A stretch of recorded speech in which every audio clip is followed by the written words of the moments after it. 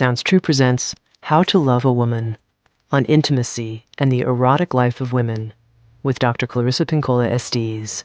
And now, Session 1.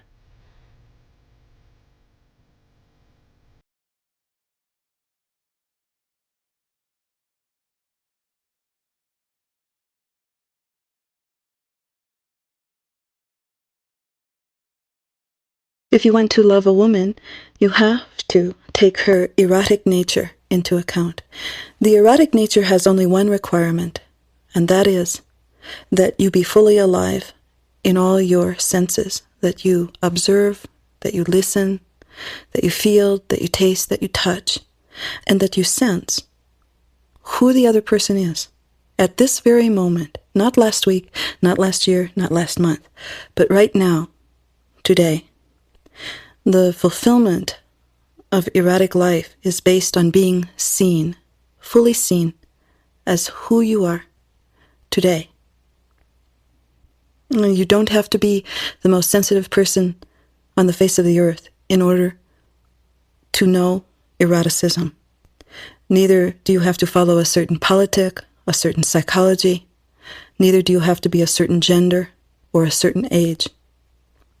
It is a practice of being truly alive, to be able to see out of your eyes all the colors, to be able to see out of your eyes all of the things that are before you, to be able to feel both the big and the small things that move inside of you, thoughts, reflections, emotions, ideas. The erotic life is a life that requires an investment of time to live.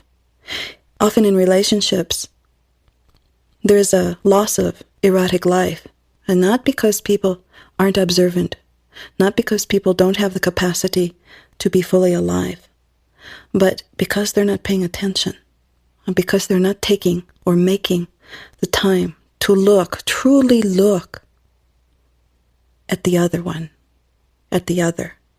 They're not taking the time to fully listen. And not just listen to words. You know, there's a sound that the skin makes when the legs are crossed. There's a sound that the hair makes as it moves. But to truly be present to all of these, and no, not necessarily 100 hours every week, not even 24 hours a day, but some of the time, so that you are tied in to the world of eros, the world of true relationship. So to enter and to live the erotic life means to enter with your eyes open, fully observant. If you want to love a woman, it means you yourself have to be fully alive. A relationship without eros is a relationship in which people say to one another, well, half a dozen of this and 6 of the other. Sure is warm for September, isn't it? And they have conversations with one another at a level that is so mundane that the individual's feelings, desires, ideas are entirely left out. The fact of the matter is, this relationship is not a one-size-fits-all garment. Each relationship is a custom job. Eros and the erotic life cause us to live our life all the way out to the ends of our fingertips, to the ends of our toes, to the ends of our nose, to the very ends of the hairs on our head, to be fully present. So, does eroticism just mean good sex? No, although certainly that's included. But it means fully alive, fully present sexuality. It means fully alive time with the other person. It means fully alive participation in life with the other person. Even as you sit beside one another and simply breathe together. So Eros is the ultimate form of intimacy because it brings every single one of the instruments that you were born with, all your instruments of perception, to the fore to be used to create actual love between the two of you. So this work, How to Love a Woman, on the erotic life of women and intimacy, is going to begin with an example of recovery of the old words, the old ways, the old metaphors, through the poetry of Sappho, to show what it can be like if one functions, even for moments of time, with one's senses totally open. And from there, we'll move to the story of Skeleton Woman, which is an old Inuit story, told to me by Mary Okalat. And in this story, we will see what happens when one does not want to bring all their awareness and all their senses to a relationship, and what happens when one finally surrenders to that process and becomes fully alive again. We'll look at some of the other parts of intimacy and total aliveness, eroticism, that are often left out of discussions about deep love relationships. We'll look at individual need for solitude, which is paradoxically one of the things that holds a relationship together. We'll look at the 12 traits to look for when choosing a mate, traits that are not based on whether that person can dance or whether they're good looking, but are they, you might say, good looking inside themselves, and can they dance in the underworld? And lastly, we'll look at a final fairy tale for you to bring your own conclusions to bear on this matter of intimacy and eroticism in loving a woman, and that is the story East of the Sun and West of the Moon. So let us proceed. This work, How to Love a Woman, is for anyone who loves a woman, for women who love women, for men who love women, for anyone who loves deeply and well or wants to. It is also for those who have tasted the feminine God and found her love compelling and life-giving. In the multifaceted and exciting and sacred world that rises from fairy tales and mythos, all people, all lovers are taught and are welcome, all are embraced. No one with the intention to love deeply and well is excluded. These ancient teaching stories about love are embedded and still live fully alive in the old stories of the world, and sometimes in some of the most ancient poetry. They stand completely and irrefutably separate from the judgments of any single person's ego or personal viewpoint, or the viewpoint of the outer culture. In the inner world that has existed since time out of mind, love is not considered a dangerous thing that causes the loss of mind or life, nor is love a force whose parameters should be decided or defended by current fashion or politics. But rather, the desire to love and be loved is considered a spiritual feast, a spiritual practice, a fulfillment of the most deep connection to the mysteries of the creative drive at the heart of the psyche. And so, I want to tell you about the work of Sappho. It is said that Sappho lived on the island of Lesbos, at Mytilene, and that she came from one of the upper-class families. Her father, they say, was named Scamandronymus, and Claeus was her mother's name. It is said that Sappho was exiled, along with hundreds of others, but no one says exactly for what purpose, but so many records have been lost over all these aeons. Some say that a manuscript of her work survived up to the early centuries A.D., and then was destroyed by the conquering nations and various religions that they brought with them.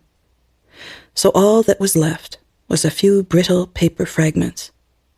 And though many readers of the pitiful fragments of her work say that she was, in the way that many male scholars have more or less categorized all women's writings for many millennia, that she was concerned with household and personal relationships in her writing, and that these concerns make up the substance of her work, Well, while that may be true and honorable, when I read her work, I was taken with its passion in the same vein as that of the ecstatic poets, Rumi and Mirabai and Kabir from the Far East, who were writing of love because they were in love with God.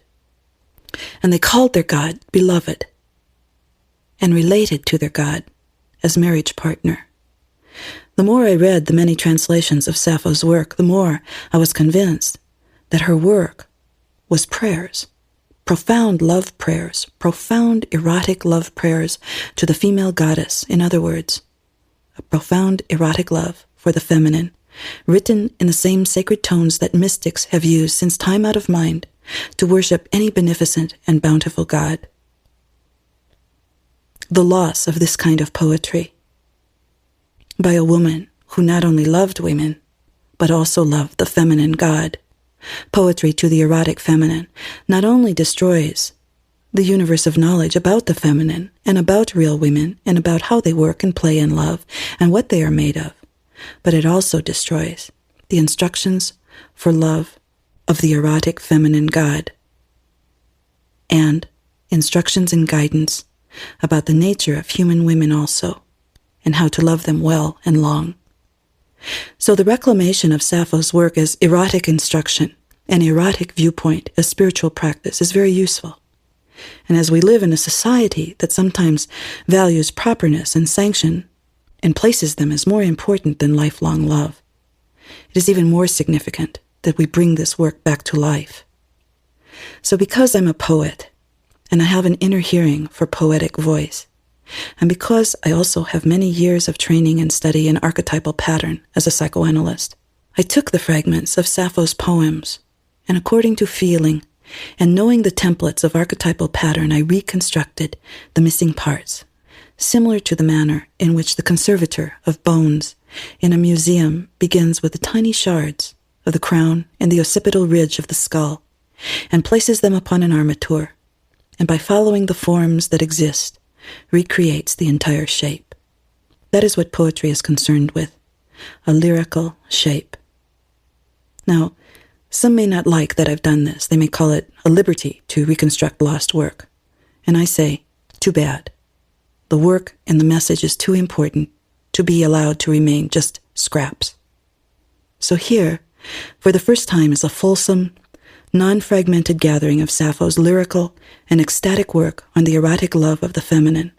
And standing behind Sappho's work are aeons of love of the female god and aeons of love of the feminine, and therefore instruction to us of eons and eons of why and wherefore and how to love a woman. Listen.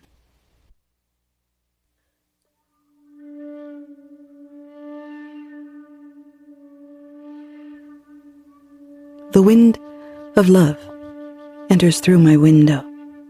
Oh, Aphrodite, you come to me at night when I'm alone, with no one to know you through, with no one to touch so I can hear you moan. Come back tomorrow, can't you? Come back when I have within my range of touch the one I love, and like a mountain wind, my love chopping, chopping, chopping at the hardwood of my being, making it into heartwood once again.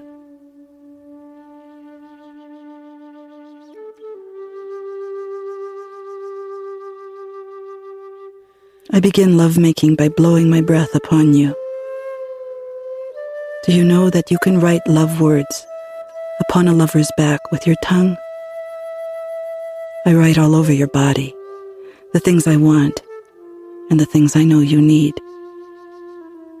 It's such a good beginning, but I promise you, only a beginning. There will be a later that goes on and on and on.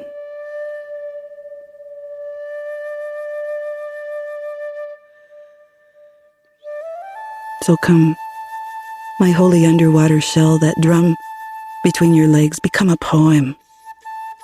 Now speak to me with your tiny tongue. Make the music that we both love.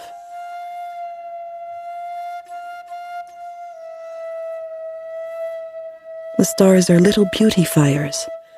They glow, but they are just tiny babies next to the splendor of the moon. Anyone who is a lover can see how the moon in her long gown shakes a silver powder all around her body and then sets it afire. And then how she burns for her lover with such a silvery fire all night long, turning first this way and that in the sky, spinning ever so slowly before the eyes that watch her, loving the eyes that watch her, wanting the eyes to watch her, turning slowly, taking all night long in order to show, and slowly, her every treasure.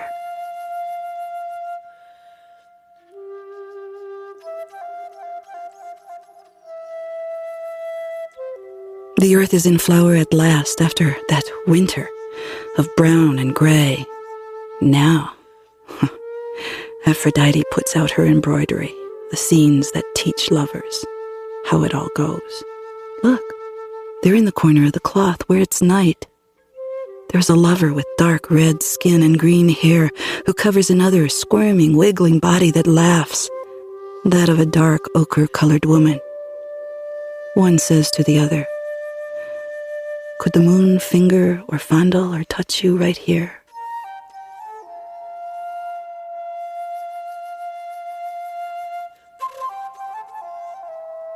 The woman who will not be tamed come to our doors, and they leave the faintest smell of violets behind. It makes a body want to gather a woman that smells that way, pick her like a flower, even crush her in a rough embrace to force more of this divine scent from her.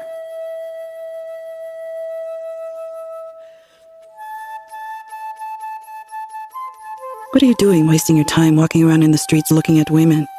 Take the one you have and tangle in the sheets all night, till even the nightingales, who are not amazed at anything that humans do, are once again amazed.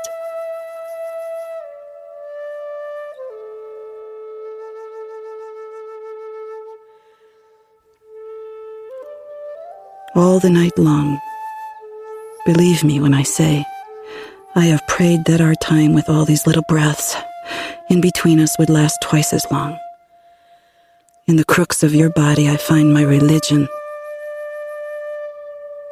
Together we float upward, toward the goddess' thighs, and drink from her lap. Here is my prayer. Please, Aphrodite, give me 3 more days before morning.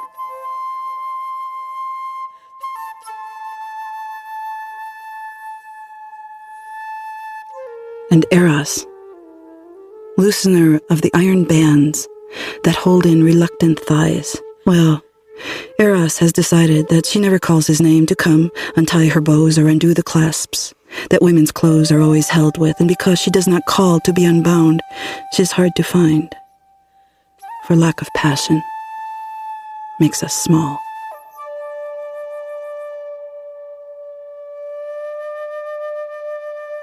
Brightness in this darkness. You. At your center, I am rowing toward that pale light. The fates direct me to the resting place, the earth that lies in her body. We are sailors, and the great gales blow over our bodies, and we are bucking throats, and we are thrashing knees, and we are aiming for the place to sail into the deepest port.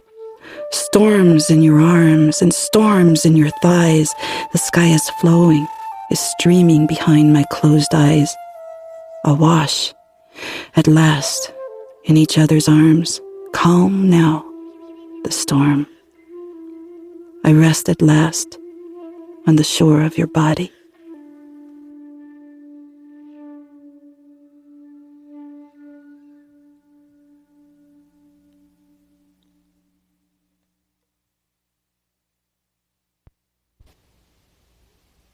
Doesn't it seem like it would be wonderful if we could be held in the arms of the deeply sexual, erotic all the time?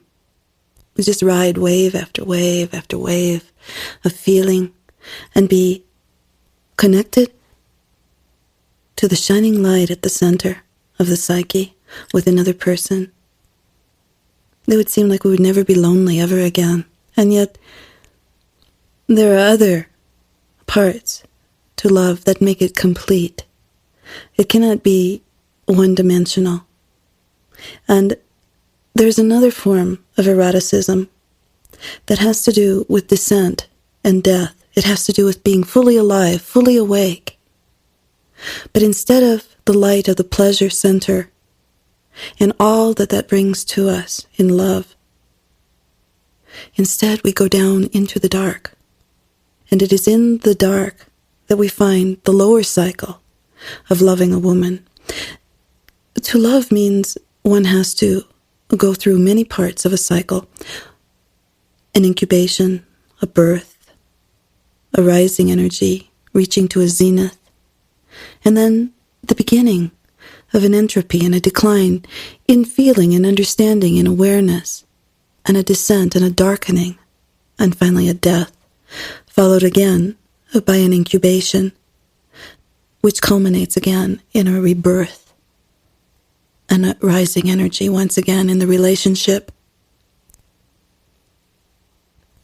So even though I myself personally have 3 favorite blues songs, I'm a Fugitive for Love, Baby, and 60-Minute Man, and 4-Alarm Lover, even so, I know that only part of love can be spent in that part of the city, that there are other sections that have to be brought together in order to call love something all of one piece, something that is strong and vital and enduring. For those who want to love a woman, becoming a master at the ability to rise and fall in those cycles is just as important as the ability to rise and fall in lovemaking. One of the ways that I like to look at human life, instinctual life, is by looking at wildlife. Wolves, eagles, bears, these are some of my favorites, wolves in particular, and wolves are really good at relationship. Anybody who's ever observed them for any length of time sees how deeply they bond with one another. Often they are lifelong mates. And even though they clash, or there's dissension, or they show each other their teeth, in the end, there's reconciliation. Even though they go through harsh winters together, the wolves are usually the ones who, at least in the north, who are a little left out when the snows become high and they cannot hunt for the very small game or for the vegetation that's so abundant in the springtime. And the caribou and sometimes the moose and the elk become their snowplows for them.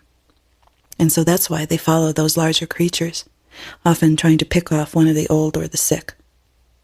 And so even though they go through difficult winters and sometimes famines together,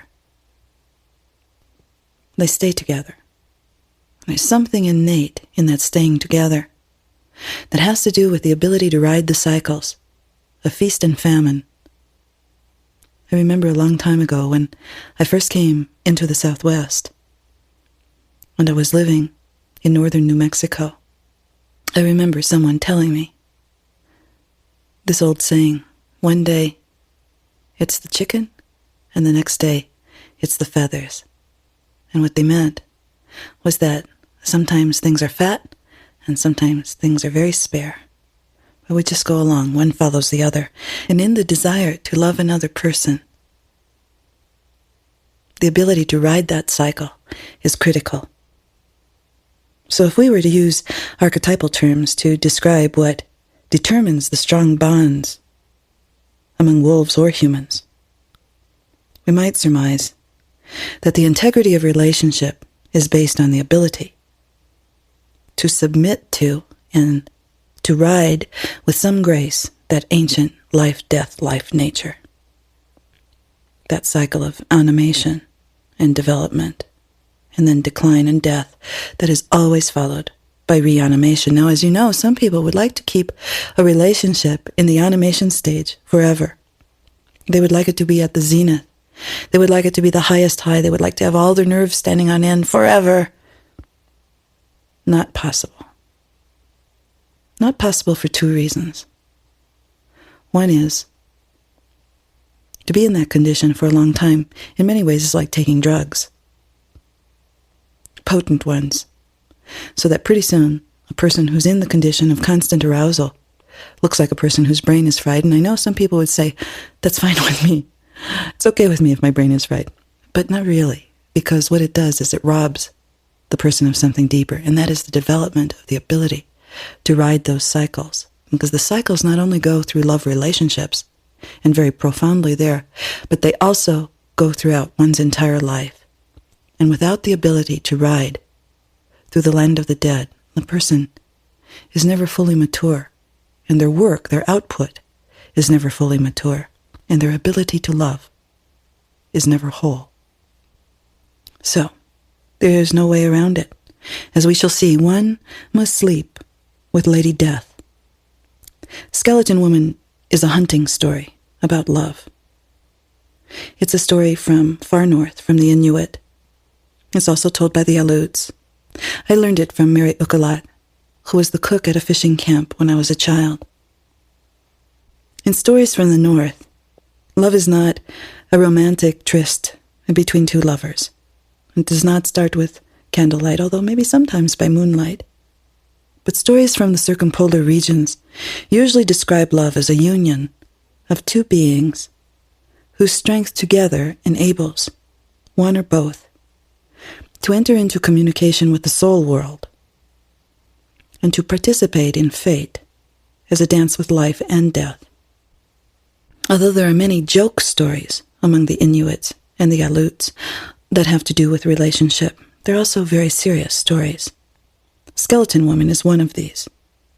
To understand this story, we have to see that there, in one of the harshest environs and one of the most stressed hunting cultures in the world, love does not mean a flirtation or a pursuit for ego pleasure alone, but a visible and viable bond composed of the psychic sinew of endurance, a union that prevails through bounty and austerity, and through the most complicated and the most simple days and nights. The union of two beings is seen as angakak, magic in itself, as a relationship through which the powers that be become known to both individuals. But there are requirements for this kind of union. It's not something that happens over the weekend. In order to create this enduring kind of love, one invites a third partner to the union. The third partner is not the woman or the man of fantasy, but is a real woman, the Skeleton Woman. She is also called Lady Death, and as such, she is the life and death and life nature in one of her many guises. In this form, Lady Death is not a disease and not a decline, but she is a deity. And in relationships, she has the role of the oracle, who knows when it is time for things to live and when it is time for things to die. And as such, she is the wildest aspect of relationship, the one of whom men are most terrified, and often women as well. For when faith in the transformative has been lost, as it often is in our culture, the natural cycles of increase and attrition and increase again are feared as well. People don't believe when something goes into decline that it will come back again. They have lost the vision of it. They have lost their faith in it. In some ways, if you could imagine a culture filled with people who imagine and are fearful every night that the sun will never rise again, that's the equivalent that we have in our culture with regard to lifelong relationship. So to create an enduring love, a Skeleton Woman must be admitted to our relationships and be embraced by both lovers. So here, in this old Inuit story, are the psychic stages of mastery for that embrace. Up in the north, during a time when nothing moved, in a winter that was hunger, hunger, and more hunger,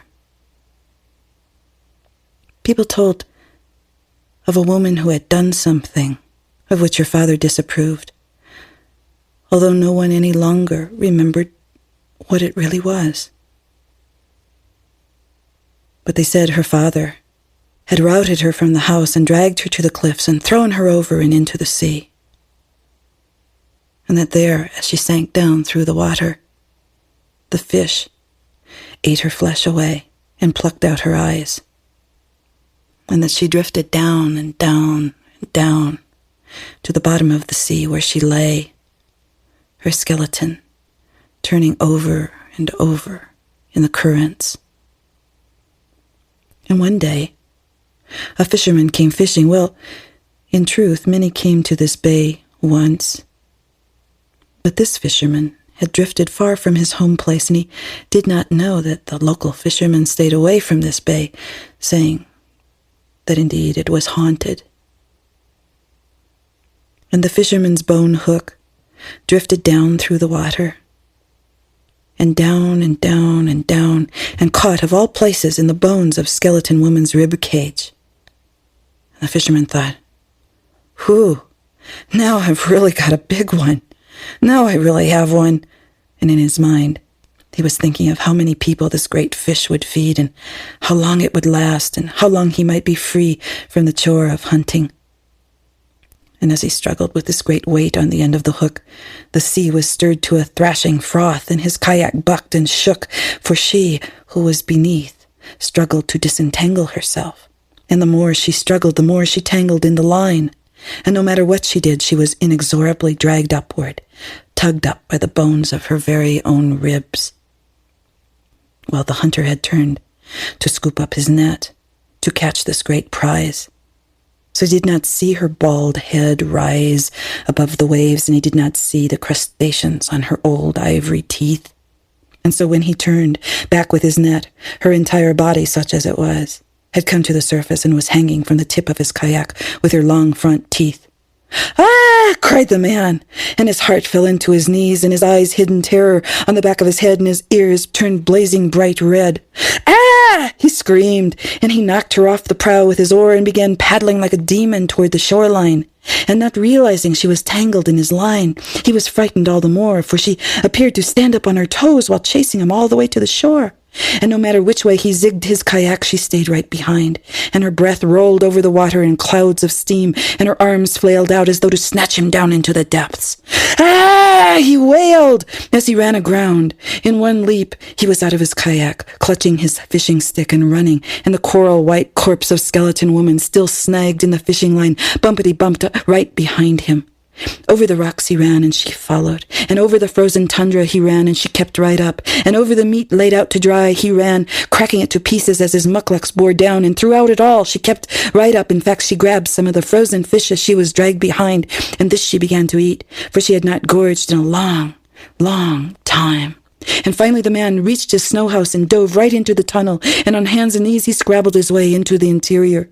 And panting and sobbing, he lay there in the dark, his heart a drum, a mighty drum. "Oh, safe at last, oh, safe at last, oh, thank God, yes, thank the gods, Raven, yes, thank Raven, yes, and bountiful Sedna, oh, thank you, safe at last."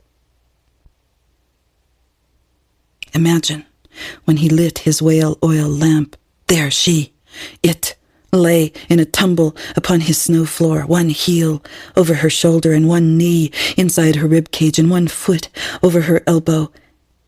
And he could not say later what it was. Perhaps the firelight softened her features, or the fact that he was a lonely man. But a feeling of some kindness came into his breathing, and slowly he reached out his grimy hands, and using words softly, like a mother to child, he began to untangle her from the fishing line. Oh, na, na, na, na. First he untangled the toes, and then the ankles. Oh, na, na, na, na. On and on he worked into the night, until dressing her in furs to keep her warm, Skeleton Woman's bones were all in the order a human's should be.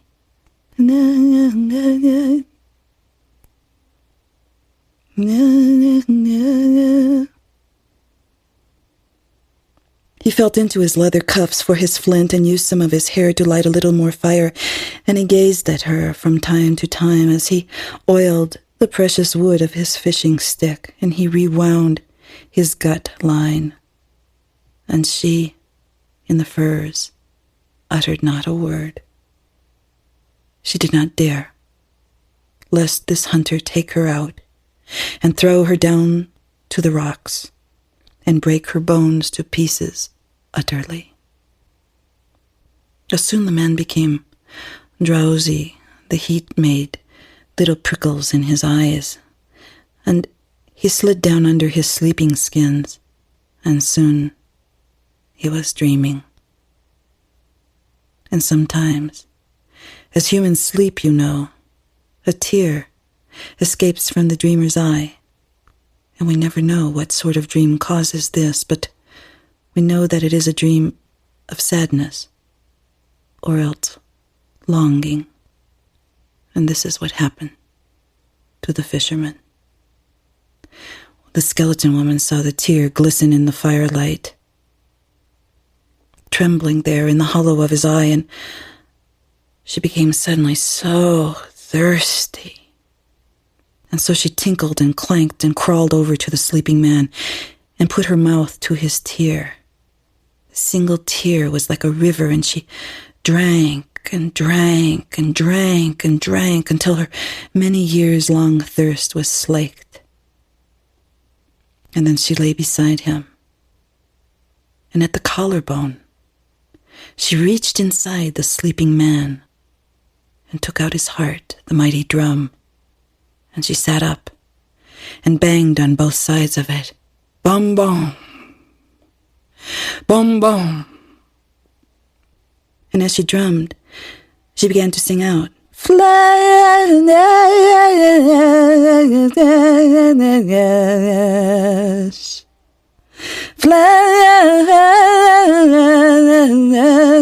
flesh. And the more she sang, the more her body filled out with flesh. The flesh.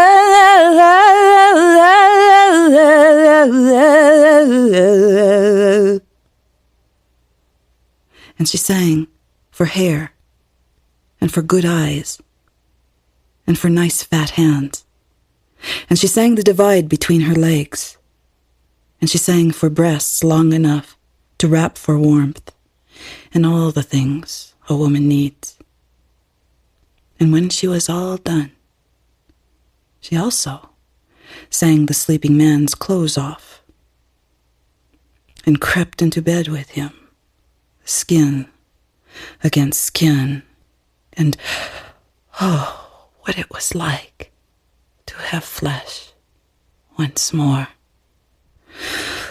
Oh, what it was like to feel the warmth of another. And she returned the great drum, his heart, to his body. And that is how they awakened, wrapped one around the other, tangled from their night. In another way now, a good way, a lasting way. And the people who cannot remember how she came to her first ill fortune say that she and the fisherman went away, and that they were consistently well fed by the creatures that she had known and loved all of her life under water. And the people say that this is true, and that is all they know. So here we have it. In order for humans to live and give loyalty in this most fit manner, in the way that's most wise and most preserving and most feeling, one has to go up against the very thing that one fears the most. No way around it. Everyone has to sleep with Lady Death. However, as you might imagine, inability to face and untangle the skeleton woman is what causes many love relationships to falter and sometimes to fail. Because to love, one must not only have feeling and great heart and affection, an arousal. To love, one must not only be strong, but wise. And strength comes from the spirit, but wisdom comes from the skeleton woman, because she knows how to die and how to come back to life again. She knows how to restore herself, and therefore the energy in relationship. As we can see in this tale, if one wishes to be fed for life, one must face and develop a relationship with the life-death, life-nature. When we have that, we're no longer bumbling along fishing for fantasies, but we're made wise about the necessary deaths and the eventual startling births that create true relationship.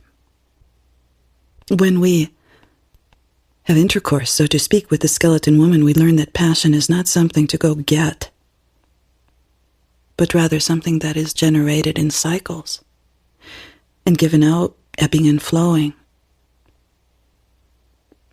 Skeleton woman demonstrates that a shared living together through all increase and decrease, and through all endings and beginnings, is what creates the unparalleled love. And what is that, you say? It is the most difficult love, but the one that is most deep, most enduring, the love of devotion. This story is a really good metaphor for the problem of modern love, the fear of the life-death, life-nature.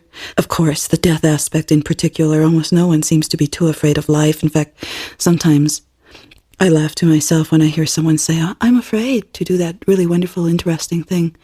Most often people aren't afraid of doing the interesting thing. People are afraid the interesting thing won't last, and they'll have to go through a death.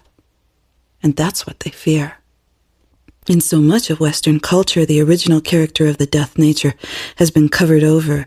Various religions have put their dogmas and doctrines on it until it is split off from the other half, which is life.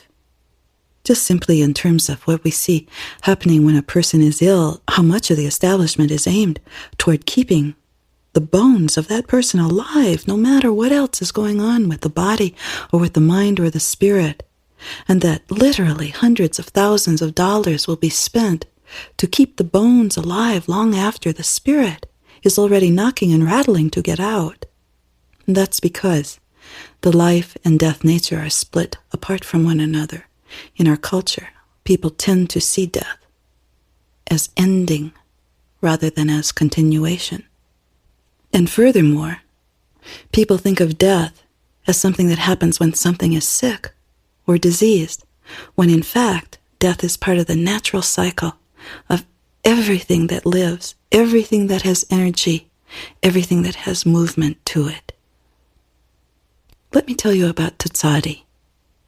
Tzotzadi is a goddess in Mexico, and she carries with her a copper bowl, and turned one way against her chest. The bowl is the breast, and milk flows unendingly. And turned another way against her belly. The bowl is the womb, and it incubates all new life. And turned another way, held straight up in one's arms, Tzotzadi's bowl becomes the grave. And she is the life mother, and she is the death mother. And it is believed that Tzotzadi comes when a person is dying, and she comes with her big copper bowl. And as the life force leaves the body, she picks up the person and puts them in her big copper bowl. And she swirls them around and swirls them around in the bowl. And as she does, they become smaller and smaller. And she swirls some more, and they become even smaller yet, until finally they're so tiny they can hardly be seen, and they're just like a little tiny dit, like a little tiny dot of blackness, like a little tiny seed. And then it said that Tzotzadi flies out into the sky at night, and she looks for a woman who has just made love. And she picks the little tiny dark seed up out of her copper bowl, and ding, she drops it into the womb of a woman who has just made love. So Tsari is another goddess, another image that keeps alive the concept of the life, death, life, nature in its wholeness, in its entirety. And in that cycle is immense energy, the energy of constant creation, as is so in all relationships. Even when people become so busy that they don't even see what each other looks like, and, people could paint their hair green and show up for breakfast that way one morning, and their mate might not notice that anything is different.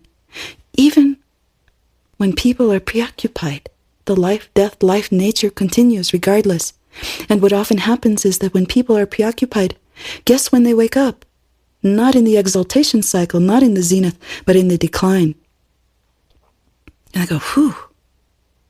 And then they have to realize that they've been using the zenith and the arousal of the relationship, that part of the relationship, to actually continue to be more preoccupied with the outer world and their tasks that they've committed themselves to in the outer world instead of paying attention to the relationship.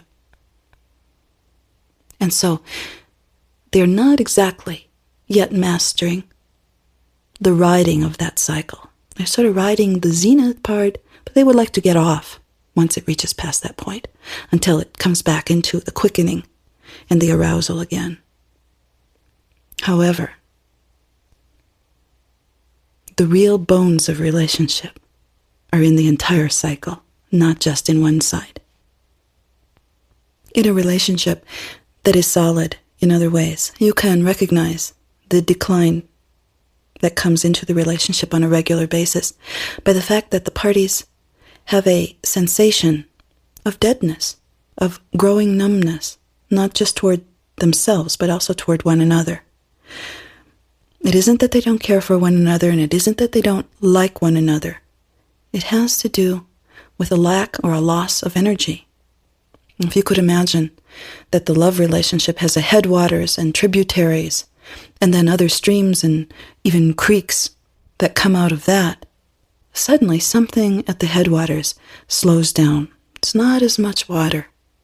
And so some of the tributaries dry up. And there's just not as much moisture in the relationship. It's frail, it's thin. People go to bed early. People don't talk to each other as much as they used to. People can't find as much that's interesting. People feel bored. These are all signs that the relationship is in the entropy part of the cycle, and soon will be entering an incubation period where things will be developing and quickening and growing, but will not necessarily have burst forth onto the surface again. It's during this time of entropy that sometimes people question, why am I with this person?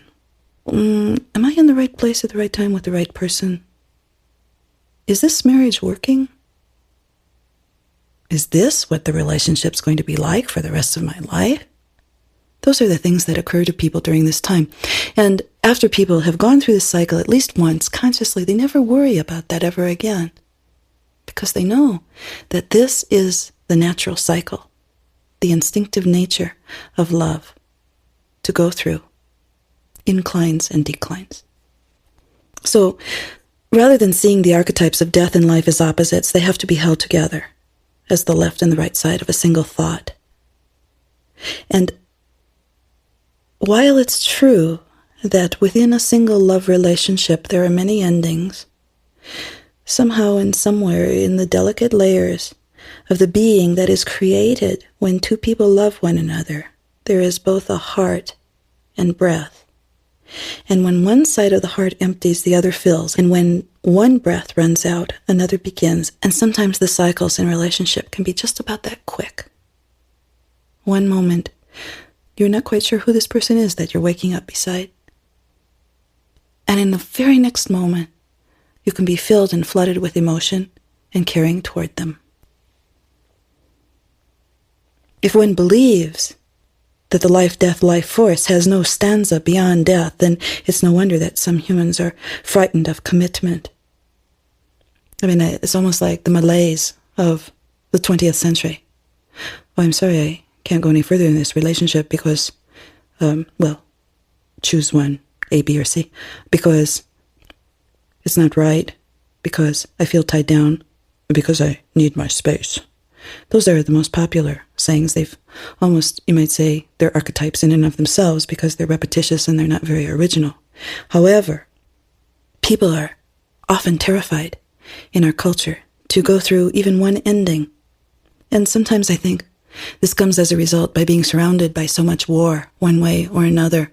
War in the corporate world, war with real ammunition and real guns, war that goes on within the family structure, war that goes on between the genders, war that goes on between races and in class battles.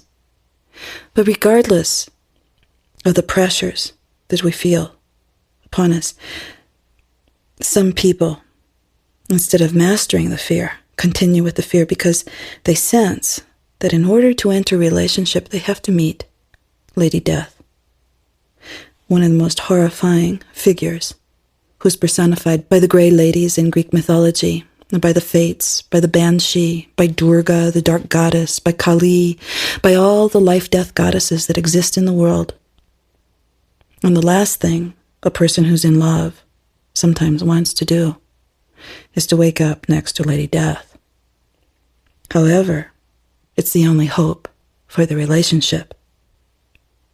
So when we forget that Lady Death is loving and that life will be renewed through her, we have a fear of saying, I will be here, I will be with you. I will be with you for as long as I live. Ooh, for some people that sends a shudder all the way down their spine. But it should not, in fact, quite the opposite. To be without the bounty and the opportunity of lifelong relationship, that's what should send a shudder down the spine.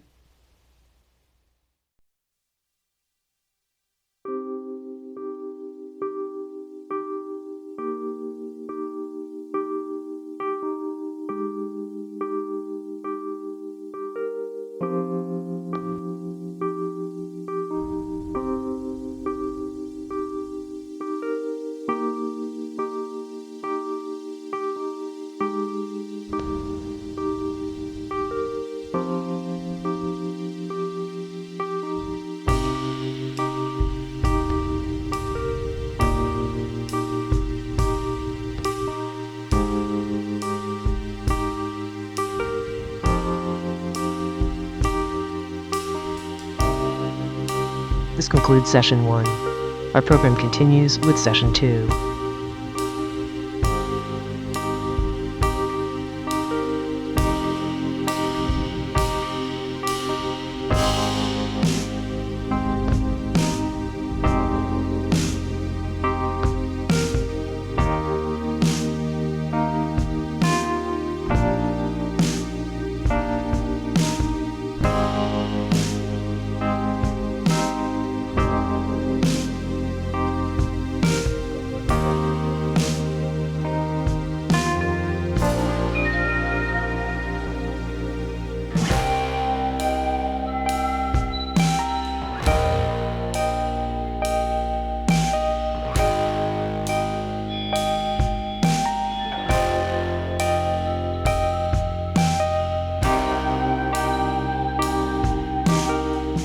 Sounds True presents How to Love a Woman on Intimacy and the Erotic Life of Women, Session 2 with Dr. Clarissa Pinkola Estés.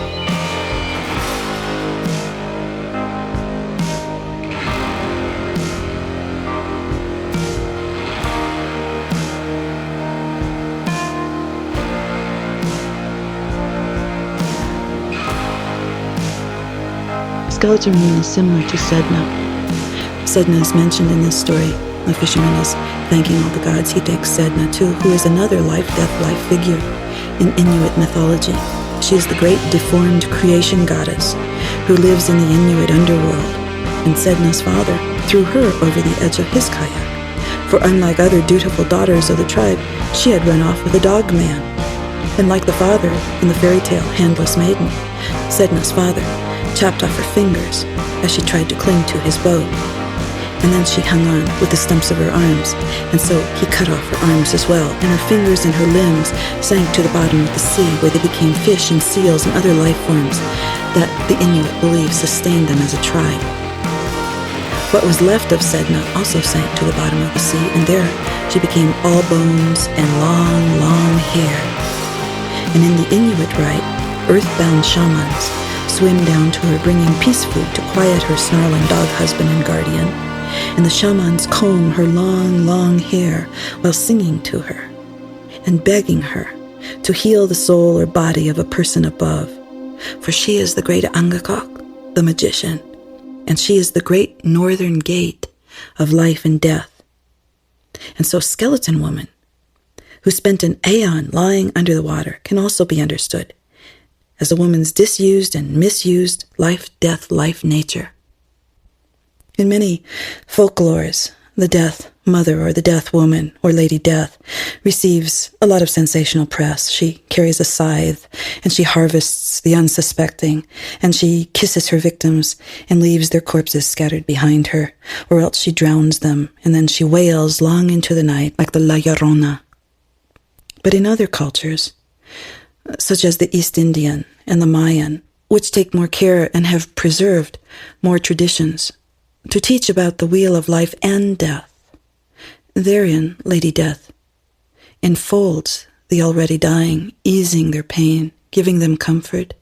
She is said to turn the baby in the womb to the head first position so it can be born.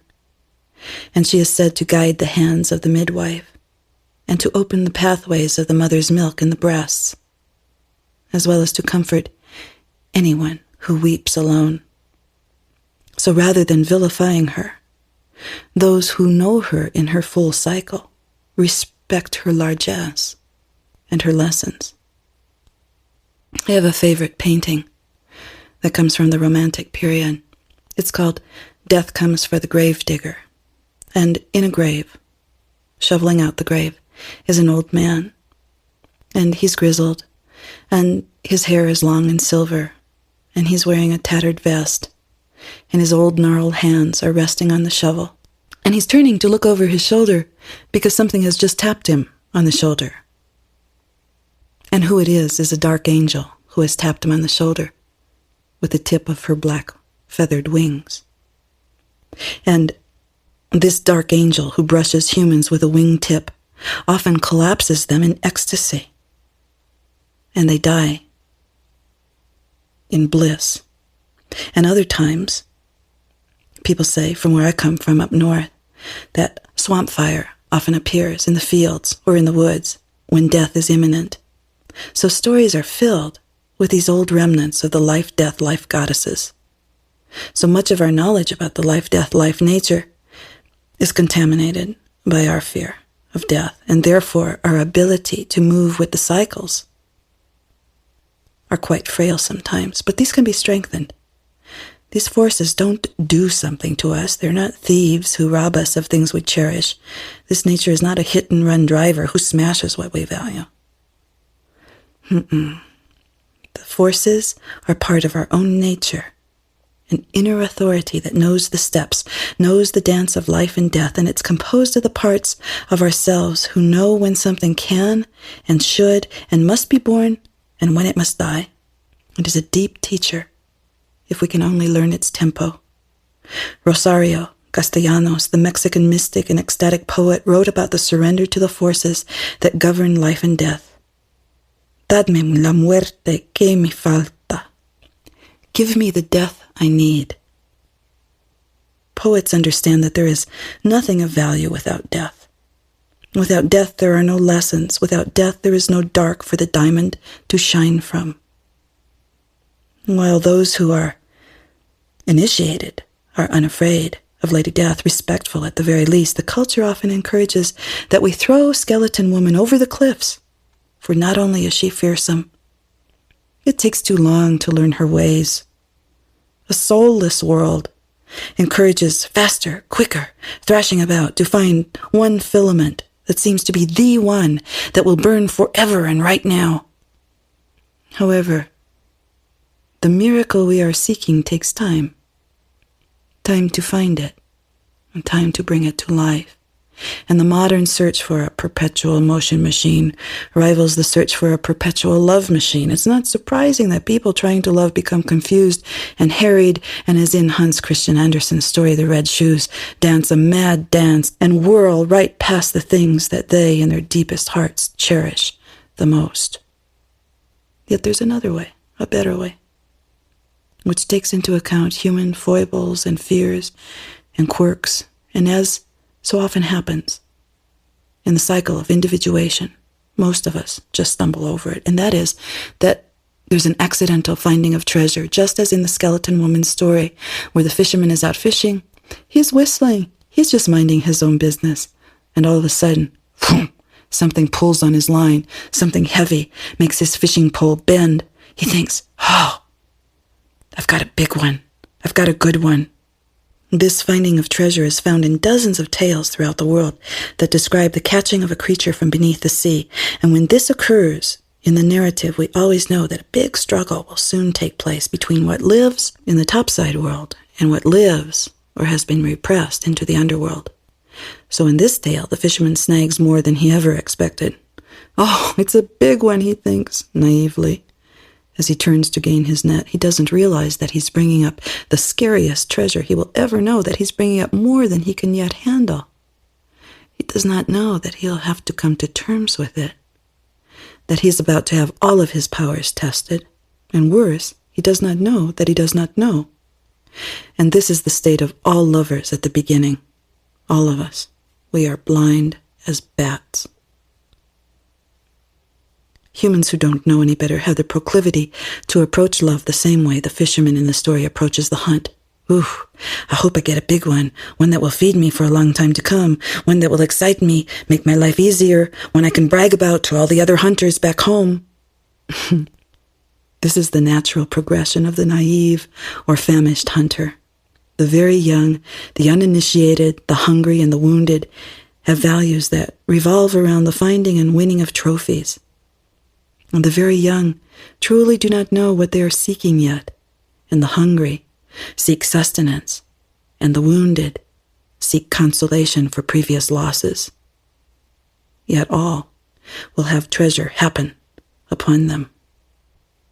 The thing that fascinates me, and always has, about this story is how, like the fisherman, when you're out just about doing what it is you do every day, all of a sudden you snag something. You snag something from the unconscious, or you snag a relationship that you weren't meaning to and you had no intention of, but all of a sudden there it is right before your very eyes. And as long as it's under the water, it feels, you might say, safe, secure, and exciting. And as long as it's under the water, you're judging it by its heft, how much it weighs, how much it bends that old fishing pole, and you're imagining all sorts of things about it. And that seems like that's the absolute truth of adult relationship also, that as long as things are under the water and not clearly seen, we all fantasize about how wonderful it is or is going to be, and we could do this forever for the rest of our lives, and so on and so forth. And yet, if we engage in the relationship, we see that aside and beside the person that we've drawn into our lives, there's a third person. And that this third person is a pretty scary sight for most of us. And when she surfaces above the water, in other words, when she surfaces in the relationship and says, well, you know, not everything that's wonderful and fulsome and beautiful and lovely is going to last forever. It's going to go through cycles of decline and rebirth, and you're going to have to spend some time without it some of the time. We all go, I was serious, but not that serious. I really want to do this, but maybe not that much. But the fact of the matter is that the story of the skeleton woman is a story about being able to meet something face on that we're not used to, yet something that's so essential to what relationship is about that if we don't understand it, if we're not able to come to terms with it, then we can never truly have a full relationship. In other words, all of our corners that yearn for a relationship can never be satisfied. The fisherman motif shares some archetypal symbolism with the hunter motif. And in a fairy tale or folk tale or myth, when we look at the tale through the eyes of archetypal psychology, We're not talking about men and women. We're talking about aspects of human nature. In other words, in the fairy tale, every personage in the fairy tale represents a single aspect in the psyche of one individual. So, for instance, in this tale, Skeleton Woman, inside each individual, inside you and inside me, there is something like the skeleton woman. There is something like the hunter. And you might even say that there is something like the furs, something like the drum, something like the tear that is cried from the eye, and that all these have significance for us. And if we can understand how they interact within us, then we can be on our path, on our journey to a strong individuation, to a feeling within ourselves that nourishes our creative and our love life endlessly. So, in stories, as in life, the hunter and the fisherman begin their quest in one of three ways: in a sacred, or a mean-spirited, or a bumbling manner. In the Skeleton Woman story, we see that the fisherman is a little on the bumbling side. He is not mean-spirited, but he does not exactly have a sacred attitude or intention either. And sometimes lovers begin this way too. At the beginning of a relationship, they're only fishing for a little excitement, or a little help me make it through the night antidepressant. And without realizing it, they unwittingly enter a part of their own and the other person's psyche in which Skeleton Woman resides. And while their egos may be fishing for fun, this psychic space is sacred ground for Skeleton Woman. And if we troll these waters, we are guaranteed to hook her for certain. The Skeleton Woman story, simply stated, means that even though every man and every woman resist knowing that in all love relationships death must have her share, she's going to have her share. And we can pretend that we can love without our illusions about love dying, and we can pretend to go on without our superficial expectations dying, and we can pretend that we can progress and that our favorite flushes and rushes will never die. But in love, psychically, everything becomes picked apart. Everything. The ego does not want it to be so, and yet it is so. So you see, in the tale, Skeleton Woman, she's not going to let go. She's hooked good, in the rib cage. But even so, she's just going to follow right along behind the man who, as a result of being fearful, runs faster and faster and faster and faster. And I'm sure that you've seen this. Certainly not in your own relationship, of course, but in those of others. That this is the quintessential problem of a person who's running from themselves, from the death nature in themselves, and has nothing to do with the other partner in the relationship. So in a new relationship, often we catch more than we can handle. And during my 20 years of practice, both men and women have burrowed into my sofa, saying, with some sort of strange combination of happiness and terror, I met someone. I didn't mean to. I was just minding my own business. I wasn't looking. And wham! I met this someone with a capital S, and now what am I going to do? And as they start to nurture the new relationship, they begin to cower and they shrink and they worry. Are they having love anxiety over this person? No. They're feeling fearful because they're beginning to glimpse the bald head, the skull that's rising from beneath the waves of their passion. Now, what shall they do? And so I tell them, well, this is a magic time. And it does little to calm them. I tell them, now we shall see something wonderful. But they usually have little faith. And I tell them, hold on. And this they are able to do but barely. And before I know it, from the viewpoint of our work together, the little boat of their love relationship is rowing faster and faster and faster and faster, and it careens into shore, and before you can say Jack Rabbit, they're running for their lives, and I, as analyst, am running along beside them trying to put in a word in edgewise. Well, guess who? Bumpity bump, bump, bumps along behind. So the chase and the hiding are also part of the love relationship. Wherever love is nascent, the life-death life force always surfaces, and a chase and a hiding ensues. And that's why we see so many lovers in training, running away at breakneck speed in an effort to put as much distance as possible between themselves and the Skeleton Woman. This running and hiding phase is a time during which lovers try to rationalize their fear of the life, death, life cycles of love. They say things like, well, maybe I can do better with someone else, or I don't want to give up my whatever, fill in the blank. Or I don't want to change my life. Or I don't want to face my wounds or anyone else's. I'm not ready. I'm not ready yet. And I don't want to be transformed without first knowing in absolute detail exactly what I will look like and feel like afterward. So it's a time when thoughts are all jumbled together. And that's all right, as long as the person comes out of it.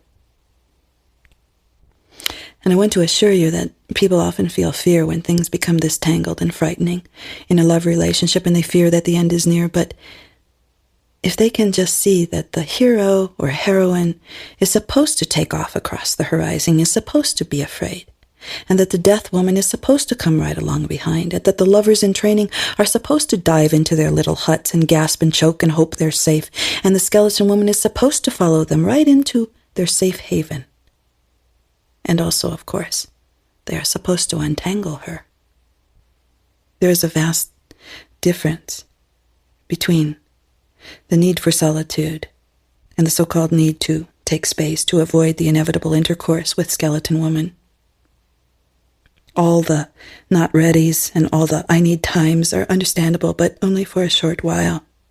The truth is that there is never a completely ready. There is never a really right time. And as with any descent to the unconscious, there comes a time when one simply hopes for the best, pinches one's nose, and jumps into the abyss. If this were not so, we would never have needed to create the words heroine, hero, or courage. So as the tale goes on, the fisherman takes pity upon her state of being all tangled, and he begins to have a feeling of love for the not beautiful. The not beautiful is our own secret hunger to be loved. That is not beautiful. Our disuse and misuse of love, that is the not beautiful. It causes things to be all tangled up. Our dereliction in loyalty or devotion is very unlovely. Our sense of soul separateness is homely. Our psychological warts and inadequacies and misunderstandings and infantile fantasies are the not beautiful. Additionally, the life, death, life nature which births and destroys and incubates and births again is considered by our culture the not beautiful. So to untangle skeleton woman is to understand that error and to set it right again. To untangle skeleton woman is to understand that love does not mean all glimmering candles and increase. To untangle skeleton woman means that one finds heartening rather than fear in the darkness of regeneration. It means balm for old wounds. It means changing our ways of seeing and being to reflect the health rather than the dearth of soul. Untangling skeleton woman begins to break the spell, that is, the fear that one will be consumed or made dead forever. Fear is a poor excuse for not doing this work of relationship. We're all afraid. Get over it. It's nothing new. If you're alive, you're fearful. That's just the way it is. This untangling of skeleton woman reveals a whole side of your own psyche that is ancient and old beyond discriminate time. Something in you that measures energy versus distance, something that weighs time versus libido, something that hefts the spirit to see how much it weighs, meditates on it, studies it, considers it, and then invests it with a spark or two or a sudden blaze of wildfire, or decides to tamp it down a bit, to bank it, sometimes put out its life altogether. She knows what is required, and she knows when it is time. So the untangling is a worthy endeavor. We watch in the story as the fisherman falls asleep, and as the skeleton woman brings herself more and more back to life, first by drinking the tear that forms in his eye as he dreams, and then by taking his heart out of his sleeping body and recreating herself, singing flesh onto herself, and making herself a full participant in her relationship with him. Giving one's heart for new creation and for new life and for the forces of life, death, life is a descent into the feeling realm. It may be difficult for us, even as lovers, to give a heart, especially if we have been wounded by disappointment or by sorrow. But as we see in the story, it's meant to be sung and to be drummed through, to bring full life back again. This idea of giving the whole heart makes a person become an amazing force. When a lover allows their heart to be used to help create the other, that is the power of Skeleton Woman. So, at the very end, when she takes his heart out of his sleeping body, and she begins to play upon it and sing flesh unto herself, it's a profound image of what can happen in a relationship if the heart is truly involved. And that is that we can create ourselves through each other's love, that we can create ourselves in new ways, and bring flesh back onto ourselves as full human beings, as people who have the ability to be so many things that we might be afraid to be with a person that we loved less or that we trusted less. And so even that at the very end, where she removes his heart and uses it to make herself his lover, his real time in the flesh lover. It's a magnificent, magnificent moment, because it causes the life-death-life nature to be so involved in the human love affair that there's a merging and acceptance of love as a spiritual path, of love as a way of knowing the great and deep self. In the very end of the story, which is many people's, including my own, maybe favorite part, they tangle all night long, back and forth, making love. And this is a glorious thing. It's like the cap, or like the crown of all of love, and it has to do with giving and receiving pleasure at all levels in the relationship, whether by exchanges of humor, exchanges of small gifts, exchanges of recognition and attention, a smile, a wink, a flirtation that's momentary. Regardless of what it is on a day-to-day basis, the making of love with one another as though it really matters and as though you are really in love. And in this way, at the very end of the tale, what we see is a true commitment of love, no holds barred, full bore, wide open. We see them moving back and forth with one another. We see them going out in the world together afterwards, and the story tells us that they are fed and well till the ends of their lives, because they have a relationship with what lies under the water. They have, through her, through the Death Mother, who also brings life, they have a relationship with the cycles of life and death. And their relationship can stand because they have been able to stand the presence of the Skeleton Woman. The singing of flesh unto oneself is a common folk motif. In the African and Papuan and Jewish and Hispanic and Inuit stories, bones are transformed into a person. The Nahua, Quatlike, brings mature humans forth from the bones of the dead in the underworld. A Tlingit shaman sings off the clothes of the woman he loves. All over the world in stories, magic results from singing. Singing brings increase. And all over the world, various fairies and nymphs and giantesses have breasts so long that they can throw them over their shoulders. In Scandinavia, among the Celts, and in the circumpolar region, stories tell of women who can create their bodies at will. And we see from the story that the giving of body is one of the last in the phases of love. And it is as it should be. It is good to master the first stages of meeting with the life-death-life nature, and let the literal body-to-body experiences come after. I caution, do not engage a lover who wants to go from the accidental catching to giving body that comes at the end of the story. Insist on all the phases. Then the last phase will take care of itself. The time of body union will come in its own right time. It is hard work sometimes to hold off and wait, for the pleasure ego must be dragged away from its little carnal interests so that the foundation work can be done. So to make love, as in the end of this tale, is to merge the breath and the flesh and the spirit and the matter, and one fits into the other. In this tale, there's a mating of the mortal and the immortal.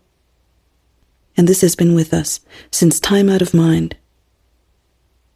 For when a human merges with a skeleton woman, they become close as they can be to anything or anyone, and to a force that is larger than humans alone, and this causes the person to be as close as they can be to their lover. To find this imminent life and love advisor, one only needs stop running, do some untangling, face the wound that causes the tear in one's own yearning with compassion, and give one's entire heart to the process. That is how love relationship is meant to work, each partner transforming the other. The strength and power of each is untangled and shared. One gives the drum, the other gives the knowledge of the most complicated rhythms and emotions imaginable, and then they trade places. Who knows where they will hunt together? We only know that they will be nourished to the ends of their days, and that they will tangle all night in lovemaking. We know there are so many things that we could talk about in terms of how to love a woman, and so what I've chosen is to take 3 or 4 of the principles that are like the glue that hold love relationship together. Certainly, the central one, the linchpin, is the life-death, life-nature. The second one is the understanding and the discovery of new eroticism in the relationship. In other words, eroticism does not mean sexual arousal per se. What it actually means is being related to another, whether it's related to the lake or the ocean, or related in the way that you decorate your house on the inside, and the way that you relate to your lover. Eros means to be connected to have a kind of relationship that seeks beauty and meaning in the other. So, for instance, when people enter a home that has no so-called eros quality to it, what they might find is a chair in the middle of the room, and no books on the bookcases, and no music in the stereo, and all things are somehow not in austere beauty, but somehow without beauty, without relationship to human beings. Sometimes big public buildings are created without eros, and no one wants to be in them. Sometimes airports and courthouses and so forth are created in such a scale that is not human-like, and therefore no one wants to loiter, no one wants to be there. So the erotic component of relationship means the ability to look, really look, at your lover, and even in the fold of her arm, see all the different colors that she is, and to watch how the highlights in her hair change from season to season, and to see the smallest to the largest about her, and likewise, one lover to the other. The third thing I'd like to talk to you about is the dual nature of women. Now, I think sometimes men have more problem with this than women do, but believe me, I've met an appreciable number of women who really don't understand the feminine nature either. So we'll just start as though we're speaking to people who want to learn. Often women say to me they want men to know them, really know them. But if they do, then they have to teach them something about the deep knowing. And some women say that they're tired. They've already done too much. I'm tired of telling him or her, I don't want to do it anymore. And you know that famous one, if they really loved me, they would already know without my having to tell them what it is that I would like to have. And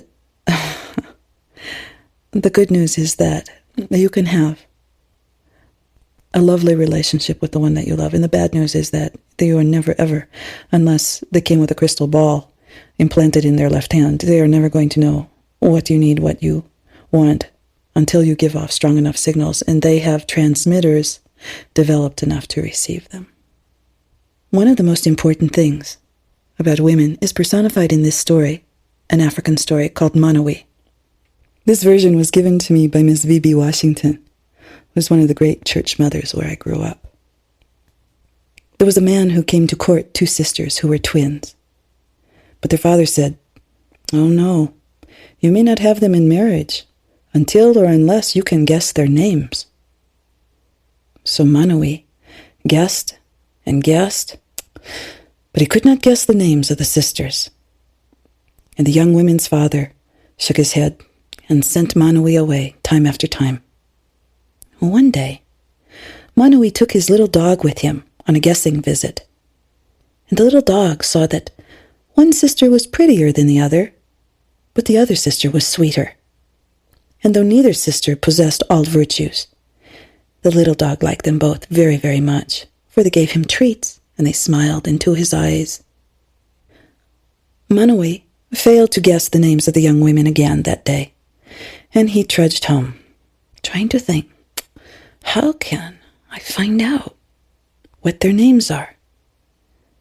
But the little dog, who was very loyal to Manui, ran back to the hut of the young women, and there he poked his ear under one of the side walls and heard the women giggling about how handsome and manly Manui was. And the sisters, as they spoke, called each other by name, and the little dog heard, and then he ran as fast as he could back to his master to tell him. But on the way, a lion had left a big bone with a little bit of meat on it near the path, and the tiny dog smelled it immediately. And without another thought, he veered off into the brush, dragging the bone, and there, happily, he licked it and snapped at the bone till all the flavor was gone.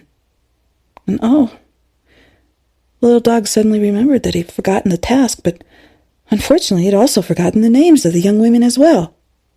So back he ran to the twin sisters' hut a second time, and this time it was night, and the young women were oiling each other's arms and legs and readying themselves as though for a celebration. And again the little dog heard them call each other by name, and he hopped up in the air in a fit of delight, and he was racing down the path to the hut of Manui when from the brush came the smell of fresh nutmeg. Now there was nothing more that this little dog loved than nutmeg. And so he took a quick turn off the path, and he sped to where a lovely kumquat pie sat cooling on a log. Well, soon the pie was all gone, and the little dog had lovely nutmeg breath, and as he trotted home with a very full belly, he tried to think of the young women's names. But again, he had forgotten them. And so the little dog raced back to the sisters' hut again, and this time the sisters were readying themselves to be wed. Oh no, thought the little dog, hardly there's time left. And when the sisters called each other by name, the little dog put the names into his mind, and he sped away, and absolutely and resolutely determined that nothing would stop him from delivering the precious 2 names to Manui right away. And the little dog spied some fresh kill on the trail, but ignored it and vaulted over it. And the little dog for a moment thought he smelled a nice curl of nutmeg on the air, but he ignored it, and instead he ran and he ran and he ran toward home and toward his master. But the little dog did not plan for a dark stranger to leap out of the bush and grab him by the neck and shake him so hard his tail almost fell off, for that is what happened. And all the while the stranger shouted, "Tell me those names. What are the names of the young women, so I may win them?" And the little dog thought he himself would faint from the tight fist about his neck, but he fought bravely, and he growled, and he scratched, and he kicked, and finally he bit the giant stranger between the fingers, and the little dog's teeth stung like wasps, and the stranger bellowed like a water buffalo, but the little dog would not let go, and the stranger finally ran off into the bush with the little dog dangling from his hand. "Let go, let go, let go of me, little dog. If you let go, I'll let go of you." And the little dog snarled between his teeth, "Do not come back, or you won't see morning ever again." And so the stranger escaped into the bush, moaning as he ran and rubbing his hand, and the little dog proceeded to half hobble and half run down the path to Manui. And even though his pelt was bloody and his jaws ached, the names of the young women were clear in his mind, and he limped up to Manui beaming, and Manui fell to his knees. "What has happened to you?" And Manui washed the little dog's wounds, and the little dog told him the whole story, and the 2 names of the young women as well. And Manui raced back to the village of the young women, with the little dog on his shoulders riding high, and the dog's ears flying behind like 2 horse tails. And when Manui reached the father with the names of his daughters, the twin sisters received Manui, completely dressed to journey with him. They had been waiting for him all along. And that is how Manui won 2 of the most beautiful maidens in the Riverland. And all 4, the sisters, Manui, and the little dog, lived in peace together for a long time to come. Crick, crack, kraut, now this story's out. Crick, crack, crime, now this story's done. Now, although we could understand the two women in the tale ethnologically as brides-to-be in a polygamous culture and so on, from an archetypal perspective, which is our concern here, this story speaks about the mystery of two powerful feminine forces within a single woman. Again, we take the aspects of the story and apply them as though all of them reside within a single individual psyche. The Manui story contains all the essential facts for being close to the wildish woman. Manui, through his faithful dog, guesses the two names, the two natures of the feminine.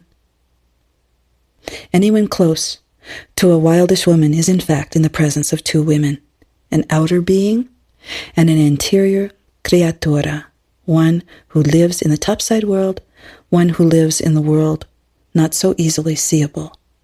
The outer being lives by the light of day and is easily observed, and she is often pragmatic and acculturated and very human. The creatura, however, often travels to the surface from far away, often appearing and then as quickly disappearing, yet always leaving behind a feeling, something surprising, original, knowing, or mysterious. So understanding this dual nature in women sometimes causes men and even women themselves to close their eyes and hail heaven for help. The paradox of women's twin nature is that when one side is more cool in feeling tone, often the other side is more hot. And when one side is more lingering and rich relationally, the other may be somewhat glacial and aloof. When one side is more happy and, you might say, elastic, the other may have a restless longing for I know not what, and they are not satisfied. One might be sunny, while the other is bittersweet and wistful. These two women who are one are separate, but conjoined elements, which combine in thousands and thousands of ways. As in the story, and it's not by accident that men and women struggle to find the deeper sides of their nature and they become distracted for any number of reasons, mostly pleasure of various sorts. Some become addicted to those pleasures and stay forever entangled there and never continue with their work. But you see in the story that the little dog is, at first, distracted by its appetites. Appetites are often charming little forajidos, robbers, dedicated to the theft of time and libido, yours in particular. So when we're on our way to understand the true nature of things, sometimes there's so many distractions, and we have to come to terms with resisting them. Otherwise, we'll never know our lover. We'll never be able to get down to the core. In an argument, for instance, you know how people argue. I mean, if you could put a microphone in the house of 100 people for a month's time, assuming they'll have at least one argument during that time, which I think is probably almost status quo, given how closely people live to one another. If you put a microphone in their homes, you would hear the same argument being argued in almost exactly the same words from house to house. These are the distractions on the road. These are the bones with a little bit of meat on it. These are the nutmeg pies, the kumquat pies that are cooling by the side of the road. These are not important. In fact, the argumentation that starts usually something like, what's the matter? Nothing. Come on. What's the matter? Nothing. Now come on, tell me what's the matter. I'm only going to ask you one more time. I said nothing. And so, of course, then the lover begins to leave the room, and the person who is being asked erupts.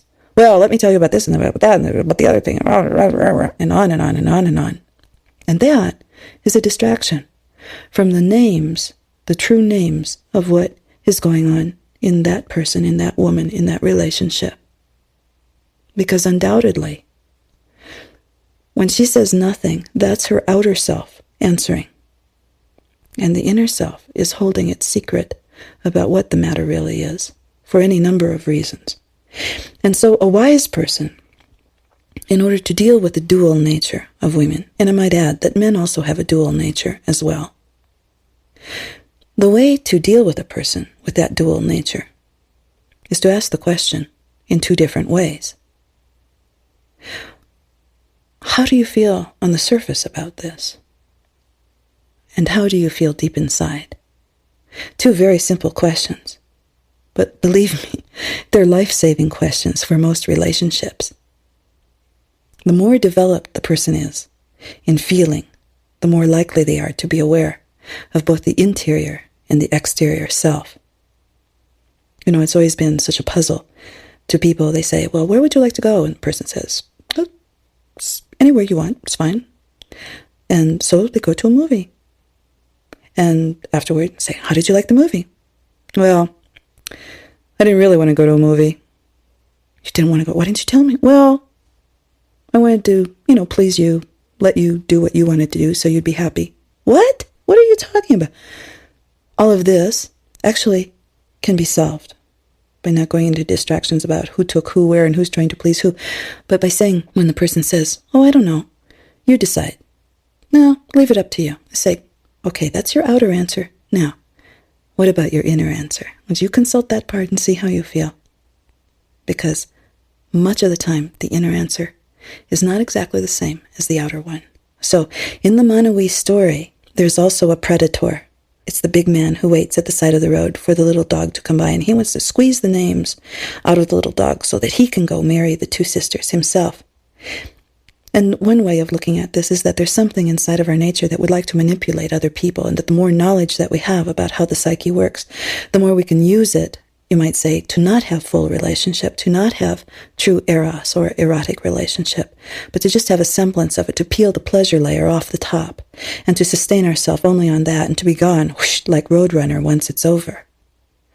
But you see what happens in the integrity of that little creature, that little dog, is that he bites back. He says, no, you're not going to do this. I'm not going to let you use this information in a way that is superficial and will come to no good. No, I'm going to hold on to my knowledge that this is a way of love. This is a way to connect to another person. This is a way that's valuable, and that, in fact, I've suffered in order to gain the knowledge. So, in the very end, what we see is that there's a little bit of bloodshed that's involved in learning this. You may have to go through 3 or 4 arguments or fights or battles with one another, and there may be some blood spilt. You may hobble away wondering, what on earth am I doing here? But the fact of the matter is you are trying to discover the true names of your loved one so that you can call her or him up into consciousness, so that you can love each other unimpeded. So, as you may remember at the beginning of this work, we're talking about the 4-alarm lover. And although that's hot and that's exciting, there's a lot more to it than just that. So I want to talk to you now about choosing a mate for a lifelong relationship. Over the 22 years that I've been practicing, I've seen over and over again the traits that I think are important in order for people to be able to make a lifelong relationship. There are 12 of them, and they are not in any hierarchical order. And they are these. Choose someone as though you were blind. Close your eyes and see what you can feel of that person, of their kindness, their loyalty, their insight, their devotion, their ability to be concerned with you, their ability to care for themselves as an independent being. Although our culture bases a great deal on what we see with our outer eyes, what we see with our outer seeing, when we look at the object of our love, far more important is what we see with our eyes closed. The second one, if there's one thing that makes the difference between a lifelong lover and a flash in the pan, it's a person who has the ability to learn. There's a saying in Spanish, el ignorante es poco tolerante, and it means those who are without knowledge are often intolerant. Those who cannot learn new ways, see things in new lights, be able to be curious about the world and how things work, how people work, often close up and say, no, it has to be this way and this way only. And for lifelong relationship, it's better to have someone who can open and perhaps close too, but open and close, gradually learning and evolving. Number 3, choose someone who's willing to be like you, both strong and sensitive. You know, there's a quality that women have sometimes. It's a tough, fragile. Tough on the one side and very fragile on the other. They can go to bat for their social action causes, and they can fall apart over something that's seemingly small. That's not what I'm talking about. I'm talking about strength, in the kind of strength that a tree has, where great winds can whip it, but because it's flexible, even though substantial, it will move back and forth in that wind. It will not bend and break. And in terms of sensitive, I mean the ability to see, to be alert to things around oneself. Now, some people may need a little help with this, but often, somewhere deep in their mind, or sometimes deep in their heart, they already are awake and alert to all these things. They have trouble articulating it. And that is why number 2 is so important, the ability to learn. Because as you know, you can have all the potential in the world to be kind and loving and devoted and good and the most excellent lover ever known to humankind. But if you cannot learn to develop the potential, then nada, nothing. Number 4, choose someone who, when you hurt them, they feel pain and they're willing to show it. And vice versa. Choose someone who, when they hurt you, they see your pain and they feel sorry. This is very important. There are many ways that people portray pain. Some by clamming up.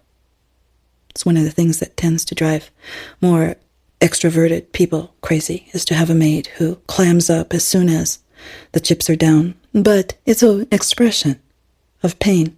And as long as the person is willing to do something within a reasonable amount of time, say 24 hours or so, to communicate and is able to move gradually through that form of pain, then it will be all right. What is worrisome is when you do something that is unkind or unthinking to your mate and they show no reaction. It either means something is wrong with the feeling function in that person, or that they have given up on you, that they will no longer allow themselves to be fully human in your presence. Because so many of us go through relationships, sometimes several, before we find the one that we want to spend the rest of our lives with. Because so many of us are uncertain about what that really even means, because so many of us have been wounded by relationship after relationship that started with high hopes and somewhere along the line, perhaps by a failure in the mechanics themselves between the two people, fell flatter than a pancake. Because of all of that, it's likely that you will fall in love with someone who's not pristine, who is wounded in some way. So, as a result, this ability on their part to show pain, and as important, their ability to perceive your pain and feel for you about it is very important. Because of the nature of relationship, there are times when we will pressure and pinch and even wound one another. And it can't be avoided entirely. But it should not be the same wounding over and over again. Surely people will learn from each time. But because you might say many have saved up so much anger at past lovers, their ability and even willingness to hurt their new lover or their mate may be overgrown. They should be able to stop when they see the pain in the other person's face. Number 5, choose a person who has an inner life, be it woodworking or drawing or writing or religion or meditation or something that they love. Choose someone who is on their own journey and sees you as a partner, as a fellow traveler in that journey. And that ability to be merged with one another, yet be entirely separate from one another is very important. There are times, because this moves also in cycles and relationships, there are times to be merged as though one being, and there are other times to be very far apart from one another, but you might say the bond that's between you, almost like a bond of flesh that grows out of the side of each person. It stretches and stretches. It can stretch for thousands of miles and even for months and months at a time, but it's never broken. That's the kind of relationship you want to have, not one where the stretching breaks the bond, or there's never any merging and there's never any clear separation, but some of everything all in its own cycle. Number 6, choose someone who has similar passions in life to your own. A relationship is for making memories together. It's like a savings account. You do things together. You take, you might say, psychic snapshots of them. You savor them later. They're the glue of the relationship, and you draw on these memories for pleasure's sake, and to tease each other, and to remember good times together, but also during hard times. If there is nothing that you really enjoy together, it would be very difficult to make these times with one another. And although relationships most certainly can be built on mutual support of one another in each one's endeavors in the world that are quite different from one another, there also has to be something as simple as lying in the bathtub together, something as simple as drying your hair outside in the sunshine together, something like walking around the block every night together. Any of these things, most simple things. I know you're thinking, it's okay if we just brush our teeth together in the morning? Doesn't count quite. It has to be a little bit more than that. Number 7, choose someone who has similar values about having children, about childbearing, about family members, about roots and roles for women and men and kinds of marriage and money and religion and so forth. As you can see, these are the ideal. Not everyone can meet all of them. Not all of the way, not all of the time, perhaps, and certainly not always at the beginning of a relationship, but you can see where the relationship is headed.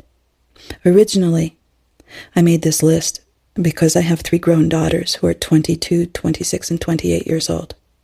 And these were the guidelines that, when asked, I gave to them. And I feel that they are the ones that any person who loves another would sort of, as a fairy godmother, wish over their relationships. This choosing of similar values has to do with decreasing the friction in the relationship. And at the very least, if there are different values, these things should be worked out before there's a long-term commitment to the relationship. As much as we're interested in having the phenomenal flying sensation, you might say, of eroticism in our relationship, there must also be pragmatics. When the pragmatics are mostly taken care of, it's much more easy to soar. Number 8, choose someone who is compassionate, someone who is willing, who is able to listen, someone who gives equal time. In particular, if you are a driven person, by having a mate who is not quite so driven as you, eventually you will pick up some of their slower rhythm, which actually will be good for you. And by converse means, a mate who is a little laid back, and I'm not talking about a derelict now, I'm talking about a person who's slightly laid back. By being with a mate who is much more out there, they will be quickened in some ways, and there will be a harmony established, a rhythm that's established between the two. My feeling is that most people need to be married at least, or together, at least 8 or 9 years before they have the rhythm entirely worked out. It takes time. Building a miracle. Not a miracle because you stay together. A miracle because of the force at the center of relationship is the profound God of love. Number 9, choose someone who can laugh at themselves. I remember one time I had bought a fiddle and I was going to take it up again.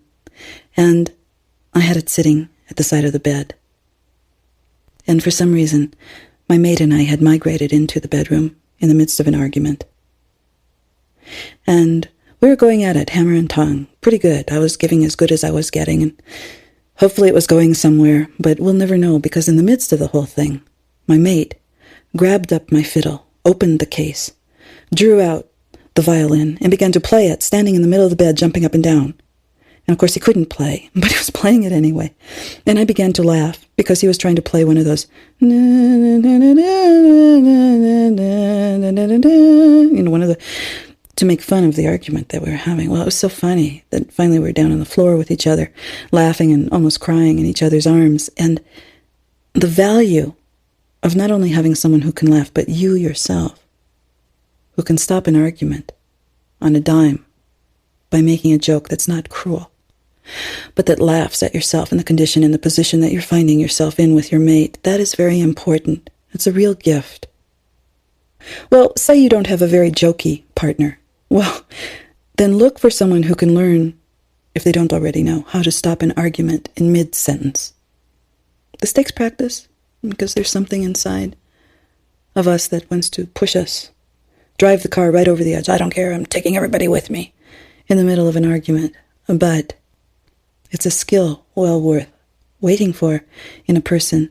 And if your lover doesn't have it, hopefully, back to number 2, they have the ability to learn.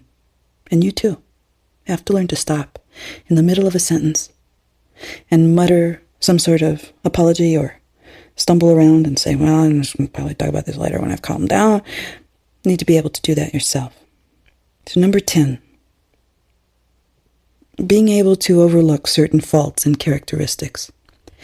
I remember my abuelita telling me that the very things that would cause me to be attracted to my partner, the things that I would think were charming, cute, and desirable, would probably drive me to insanity later on, and she was right.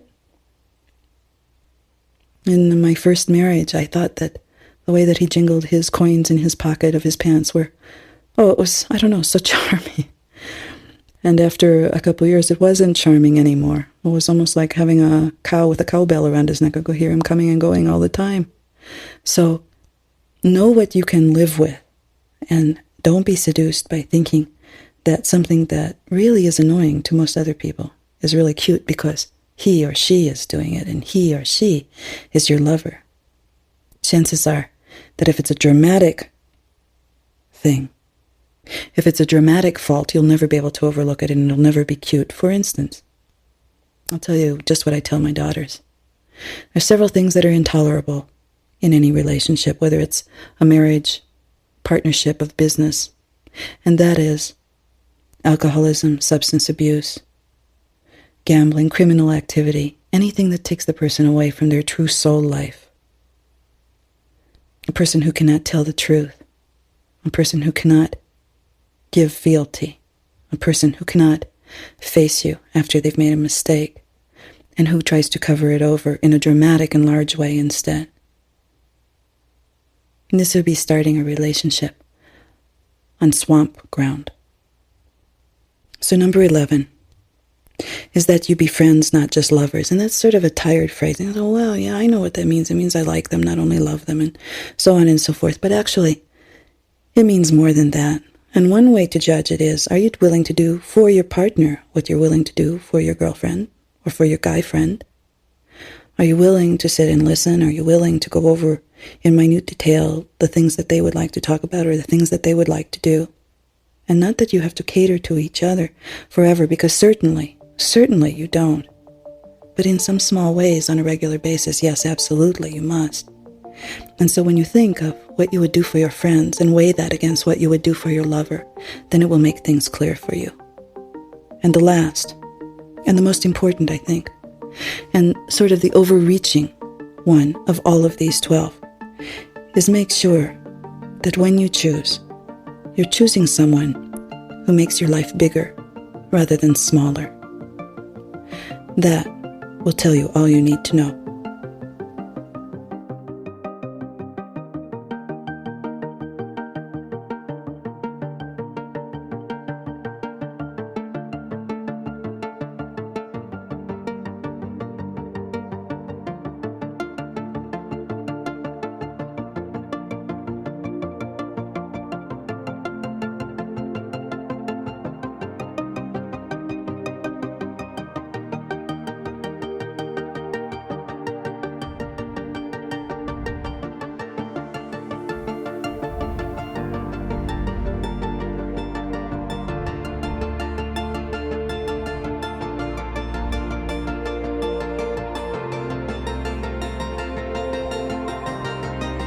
This concludes Session 2.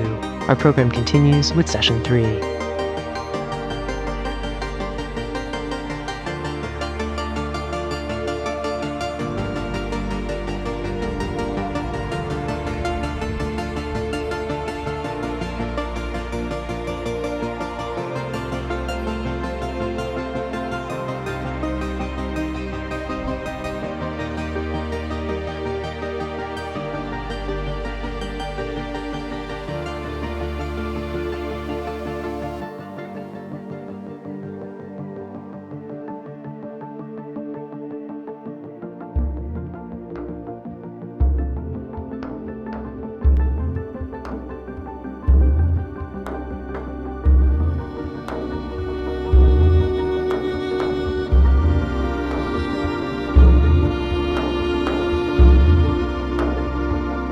Sounds True presents How to Love a Woman on Intimacy and the Erotic Life of Women, Session 3 with Dr. Clarissa Pinkola, Estés.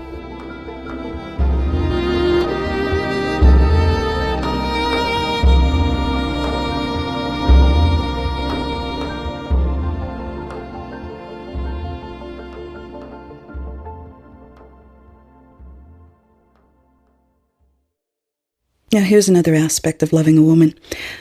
Women, especially those who are highly sensitized to their own physical cycles, as well as emotional and spiritual cycles on this life-death life cycle we were talking about, from time to time, they must be alone. In whichever way, they must be alone. Not alone to run off and secretly do something that's harmful to the relationship, not alone in order to just go waste some time, not alone in order to just do it for the sake of doing it, but because it's a spiritual practice, the spiritual practice of solitude. And if we were writing a manual about the love and care of a woman, we would always include in the manual the story, Sealskin, Soulskin, which in brief is a story that teaches us that everyone wears out after a while and has to return to their true home for the time. The true home being an invisible place, but yet substantive place that lies within the psyche, and that sometimes this involves actually taking oneself away from the physical household. The way that we live in our culture is insane. The way that we live, all crammed together in an industrial and now so-called electronic society, with people who don't go away to market for days at a time, with out fields that people go and tend for 18 hours a day. For people like us, we live right on top of each other in our families all the time. And that time for each person to have thoughtfulness about themselves or their lives, or to be doing a kind of work or a kind of labor that did not involve their every waking second of concentration, gave them time, you might say, to be away, to have natural cycles of solitude from their mates, from their children, from their families, over long, long periods of time. So ideally, it would make sense, if I were queen of the world, for the workforce to give every 5th week off so that people could go away into their own solitude. So they work 4 weeks on, 1 week off, 4 weeks on, 1 week off. And horrors, that would give them about 11 weeks of vacation a year, eh? But much more in keeping with the circadian rhythms and with the spiritual rhythms of the individual. The Sealskin, Soulskin story I have in a poem called True Home. Every woman's sealskin gets stolen, and she has to go live on land with the fishermen against her will for 7 long years. And then one night, on the wind, her name is called by something out there, and she cannot refuse to go. There's a knock on the door in the night, and there, in the dark, somewhat bedraggled, stands her own skin, her true pelt. And it has come from far away, where it was stashed by who knows who, by robbers. And it has found its way back to its woman again, by scent and through love. And then there's little choice. We must slip back into our own skins We leave the children with food in the oven. We turn off the stove. We leave the supper undone. We leave the papers to stack on the porch to let everyone know that we are gone. And we go. For we know what happens when we're away too long from true home. The skin cracks. The eyelids peel. We yearn to enter the water again. We become from sheer living a poisoned thing. The silver-speckled lining lost.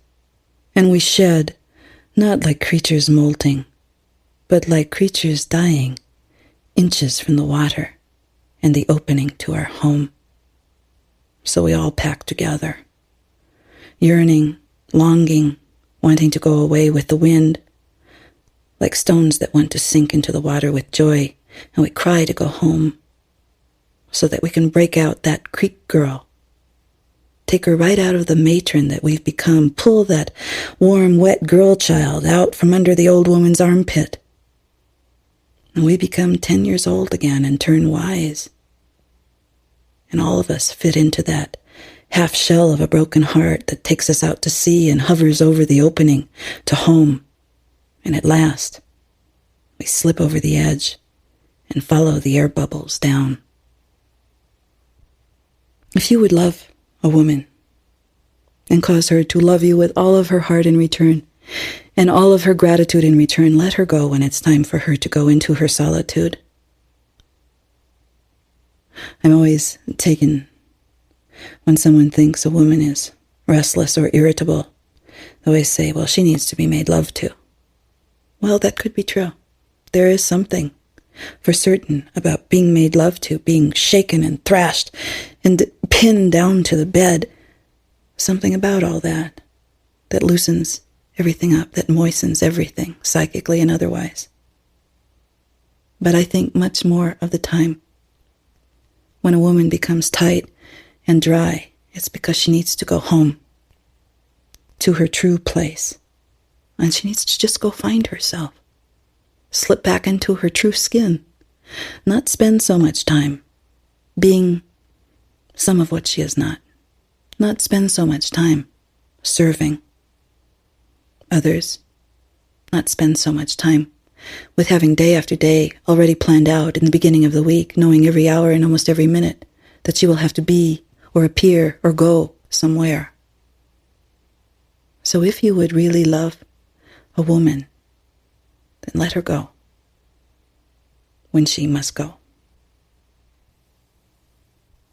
So you might say, well, I'm afraid that if I go off or I let my loved one go off with my blessing to so-called go return to the center or to quote-unquote find themselves, that maybe they will never come back again. Chances are, if they are given your blessing to go, that they will not only come back, but they will come back powerfully and refreshed and awake and alive, and they will be able to see, of course, not only themselves, but you too. And there's no finer thing in this world than being seen by the one who loves you. So, overall, another cycle that underlies all of our lives is a cycle of negative and positive commitment, freedom, and distance and separation, you might say. And it works something like this. Imagine that you drew the sign for infinity, which is like a figure 8 on its side. On the left side of the figure 8, the top part of it represents what we might call a positive stance of freedom. You can do anything you like. You are free. You are not bound by anything. And when one occupies that place, it is a glorious thing, a glorious feeling. You have to think of no one or no thing except what your spirit, what your soul, and what your ego would like. However, we can never stay at that place. It begins to go into its own entropy, and we begin to be lonely. How strange, isn't it, that you could be totally free and suddenly feel lonely. For what?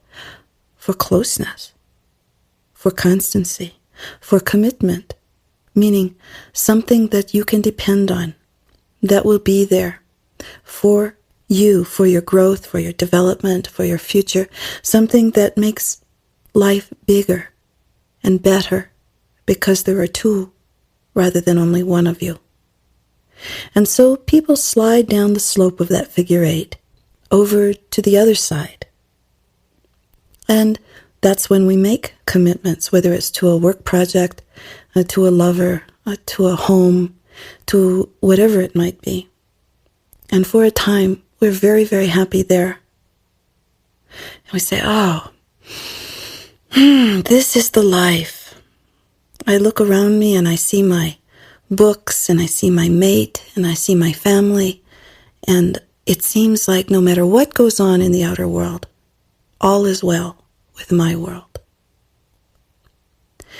But after a time, things begin to chafe again, because with either abject freedom or deep commitment, pressures build. And soon the person who is committed to the project, to the person, to the family, to the home, begins to chafe. Now I'm standing on the negative side of commitment, the entropic side, the side that is in decline. And where is there for me to go? Where is the shining sun that I would like to follow? Where is the opening to home? Why, it's in freedom, of course, in abject and complete and total freedom. So it becomes important to take solitude in order to refurbish one's sense one more time of being free. Sometimes people who do not follow their need for solitude, their refreshment in freedom for a period of time so they can come back to their relationship, to their project, to their home, fully empowered, fully freshened again. Sometimes they don't leave, they don't go, they don't return to home, they stay, they overstay their time. They stay and they stay and they stay. They know they should go, feel they should go, they feel compelled they should go, but they make any number of reasons or excuses about why they cannot. And most of them boil down to the fact that the world in some way will fall apart if they are absent from it, which of course is entirely untrue. But nevertheless, a person in this predicament believes it utterly. And sometimes, in order to be free and have the space of solitude, they grab whatever opportunity comes along, and sometimes that's tantamount to a betrayal of their loved one. That in fact, instead of enhancing the relationship, destroys it.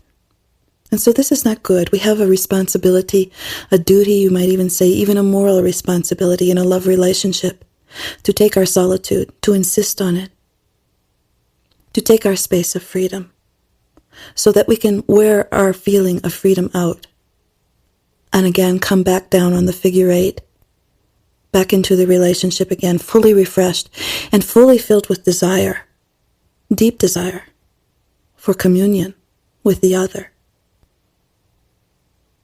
So now, we've talked about the skeleton woman and how even when you're not looking, you bring up a treasure, sometimes one that's really scary. But if you come to know it, you will love it long, and it will love you in return. We've talked about the necessity of eroticism in the relationship to keep it moist and warm. I've talked about some very pragmatic ideas about bringing the relationship down to earth so it can grow with strong roots in the ground. We've talked about the dual nature of women and how you're setting yourself up if you don't ask twice. And we've talked about a woman's need for solitude and how much gratitude she will have for a person who allows her to live as she must live. So lastly, I want to convey to you a story about the mystery of love, something that we can never quite understand, something that we could talk about and talk about and talk about, but that would lead us no closer, something that clearly is understood at some level of the psyche that has no words. And I think that it's embodied in the story East of the Sun and West of the Moon, which is an old Eastern European story, which is given to me by my Aunt Teresa. Sometimes the story is called The Great White Bear, and sometimes it's called The Bear Husband. One night, a poor man was at his meal, and there was a great gale going on outside. And soon there was a great rap at the door of the cottage. And the old man cried out, "Go away! We've no food to give you." But the knocking increased until the soup shivered in the pot, and the old man, he threw down his napkin. He shuffled to the door.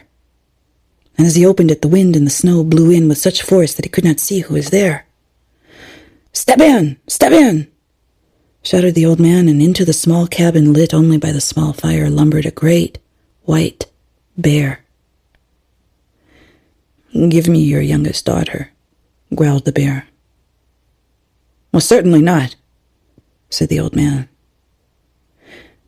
But the bear said, "I'll make you as rich as you are now poor." "Oh, daughter, daughter," wheedled the old man to his youngest child, "wouldn't you like to go away with this nice bear?" "No," said the daughter. "No, definitely no." And that was the end of that. And the bear went to the door, looking sorrowfully, it seemed, just for a moment, and opened the door and disappeared instantly into the raging storm. Well, the old man kept after his daughter day and night and day, wheedling and cajoling and threatening, until finally she thought, just to cause him to be quiet once and for all, that she would go. After all, he had said it would be an adventure, and she really had no intention of marrying some old bear, but the old man said that she must let the bear think so. And then once the bear had made her family rich, she could sneak back home and enjoy all their newfound wealth. And so the youngest daughter repaired her rags and combed her hair and went out into the night and knew just where to stand. And soon enough, the bear came by and put her upon his back, and off they went at a lope. "Are you afraid?" growled the bear. "No, certainly not," said the girl. "Good," said the bear, and they went on farther and deeper into the forest, until at last they came to a dead end at a tall hillside, and the bear roared, and the hillside opened, and inside was a beautiful castle. And as they entered up the staircase of the castle, the bear took her to a beautifully appointed chamber that had in it everything that the young girl had ever dreamt of. There were cakes and cookies on little silver trays. There was a beautiful lantern beside the bed, and the bed was covered with a feather bed that was filled with the finest goose down. And on the walls were the most beautiful paintings the girl had ever seen. And the bear said, "This is your room. If there's anything you want, just tell me and you'll have it."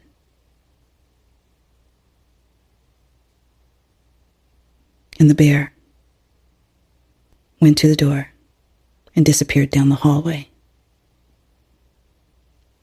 Well, that night, as the girl was sleeping, she felt a weight sit down on the edge of the bed, and soon she could feel a body stretched out beside her, and hear the breathing of a being who, she knew not who, but the breathing had a beauty to it that soon sent her back into the dream time.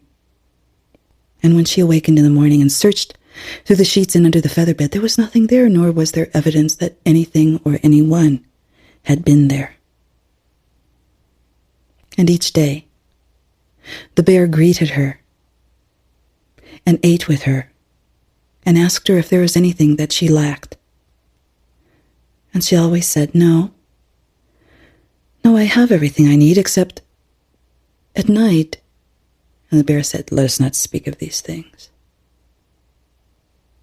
And so day followed night, followed day, followed night. And each night, as the girl was in her sleep, something sat at the edge of the bed, and she could feel the mattress sway. And whatever it was laid down full length beside her, and had a fragrance that almost made her swoon. And soon the sound of its beautiful breathing lulled her back into the dream time. And day after day, as she shared food at the great table in the great hall with the bear, who always asked after her, did she have everything she needed? Was there anything else that she desired? And each time she attempted to speak of what happened in the night, the bear said, "Let us not speak of these things." This went on, and one day, in the great hall, when the bear said, "Do you lack for anything?" she said, "I do. I want my family to come visit. I miss them terribly." And the bear, did she see the fur on the back of its neck rise almost imperceptibly? The bear looked suddenly sorrowful, like he had that night when he first came to their cottage.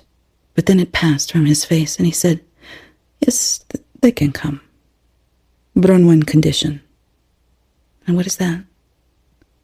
"On the condition that you never come to my room, and you never try to see me at night." "Well, that's easy. Oh, I agree to that. I'd love to see my father and my brothers and sisters." "Well, when can they come?" "Right away." "Oh, good. I'll send for them." And so came her father, her brothers, and especially her sisters, who took her aside and said, "What's it like to live with a bear?" And she said, "Well, I hardly ever see him." "You mean you're all alone in this huge magical castle, and you never talk to him or see?" "Well, we have food during the day with one another, but other than that, no." "And you are left alone all night? A beautiful young girl like you?" "Well, not entirely. In the night, I don't know if it's a dream or not, but something comes in the night into my room and sits down on the bed. And I can feel the mattress sag as a result. And it climbs under the covers with me and lays the length of my body, and it has a fragrance that is so beautiful I can hardly bear it. And the sound of its breathing always lulls me into the dream time. And the sisters are not alarmed, but they're sly, and they say, "Well, come on now. Who do you think that is?" "That's the bear. Come on, wake up." And she said, "I don't think so." And so they tease her, and they pressure her, and they say, "Why don't you go to the bear's room? And when this weight comes down on your bed at night, why don't you get up and go to the bear's room and take a candle and hold it over him and see, is he still in the bed?" Well, she remembered her promise to the bear that she would never come into his room at night. And so she dismissed her sister's ideas. But again that night, the presence came again and left before morning, and there was no one in her covers. And again her sisters said, "Did that same strange thing that you've been telling us about happen again last night?" And when she admitted yes, it had, they cajoled her and they teased her and they pressured her some more, and they said, "Come on, tonight, take a candle into the bear's room and see if he's really in his bed." And so that night, she retired early. And all the lights were put out all over the castle, and each person was in their own bed. And falteringly, she lit a candle and put it on a plate and stepped out of her bed with her bare feet on the floor and very slowly walked across the room, shielding the flame with one hand and and slowly walked down the hall toward the bear's room. And as she entered, there was like a great big form, a great big lump on the bed, but it was hard to tell because it was a feather bed, which is big and lumpy anyway. And as she approached the bed, she saw on the chair beside the bed an enormous white bearskin. And as she stood right next to the bed and held the candle up over it so she could see who was in the bed, she looked down into the face and the naked body of the most beautiful being she had ever seen in her entire life. A being who was perfection. A being whose breath, as it came out of its mouth, was so sweet it almost made her swoon. A being whose very body smelled like a meadowland filled with flowers. And as she stood transfixed, looking into this face that she knew that she had always loved, 3 drops of candle tallow fell upon the coverlet. And she withdrew quickly from the bedroom, doused the light on the candle, slipped back into her bed and waited all night long for this magnificent, beautiful, incredible being to come join her as he had on nights past. But the weight on the bed that made the mattress sag never came. And in the morning she awakened and she dressed quickly. And the bear was waiting for her at the top of the stairs. "I told you never to come into my room at night. And now you have ruined everything." And with that, the bear lumbered down the stairs, opened the front door, and disappeared. And she ran out the door, calling,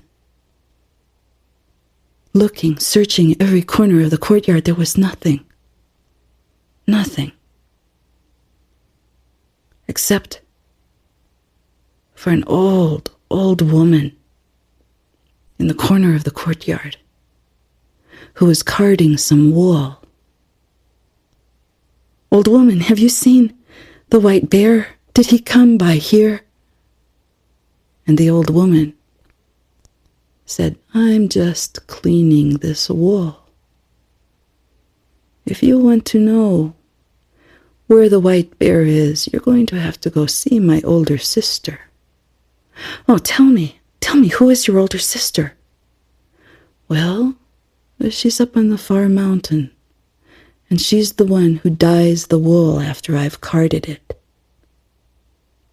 And so the young woman walked for day and night and night and day. How many days? She could not tell. She lost track. Until she came to the mountain where there was an old woman with great big iron vats out in front of her cottage. One was filled with deep royal blue. One was filled with a brilliant vermilion. One was filled with the water that was saffron yellow, and she was dipping great big loops of wool into it, dyeing each one, staining each one a different color. "Oh, old woman, oh, I'm so glad to find you. You're the older sister, are you not, of the other old woman?" "Yes, indeed I am." "Old woman, a terrible thing has happened.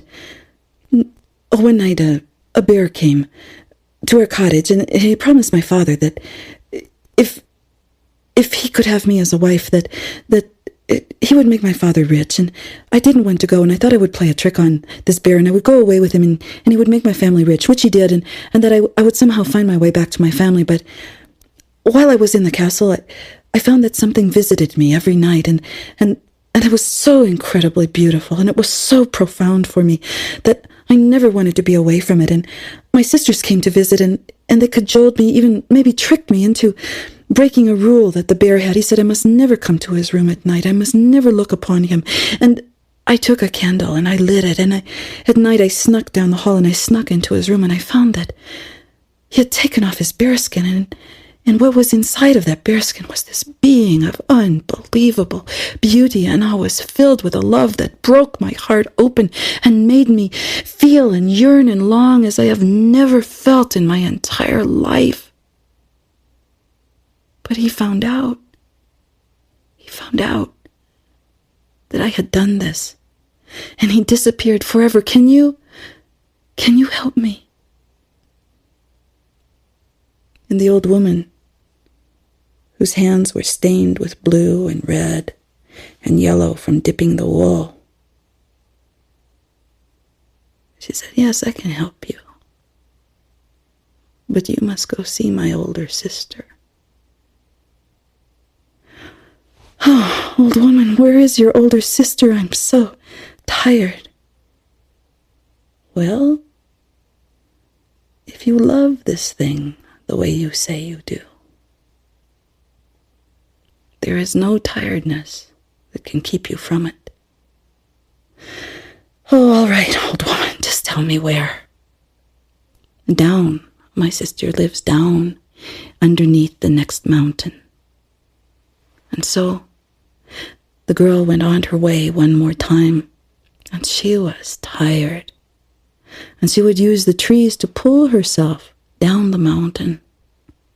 And at last, day after day after day, and night after night after night, she came to something like a hollow, an opening in the side of the mountain, and she hoped that she had arrived. And so she found her way through the cobwebbed entrance and down into what seemed more like a lair. And there, back in the corner, was the oldest living human being she had ever seen, who seemed to have maybe scales instead of skin, who seemed maybe to have fangs instead of teeth, who seemed to have maybe the glittery eye of a snake instead of the eyes of a human, but maybe again it was the firelight. And there this old creature sat, weaving upon a loom. And as the girl came closer, she saw that she was weaving the most beautiful brocade she had ever seen, filled with animals and flowers and trees and people and stories of the greatest and the least of human beings. "Well, old grandmother," said the girl, "I have come a long, long way. And where is it that I am?" "No," said the old woman. "You are east of the sun now." "Well, where exactly is that?" asked the girl. "Well, it's west of the moon." "I see. Well, let me tell you, I have been journeying really for years, and I have been looking under every rock, every crevice. I have been looking in places I didn't even know existed, looking for this love, this light of my life. And I was told by your younger sister, who I was told about by her younger sister, that you would be here and that you could help me, that you could help me find this being that means everything in the world to me." And the old woman lifted one arm that dripped with rags, and she pointed one very old finger with a curving fingernail to an old stone table behind her, and there lay the bear. "Oh, is he all right? Is he injured?" The old woman said,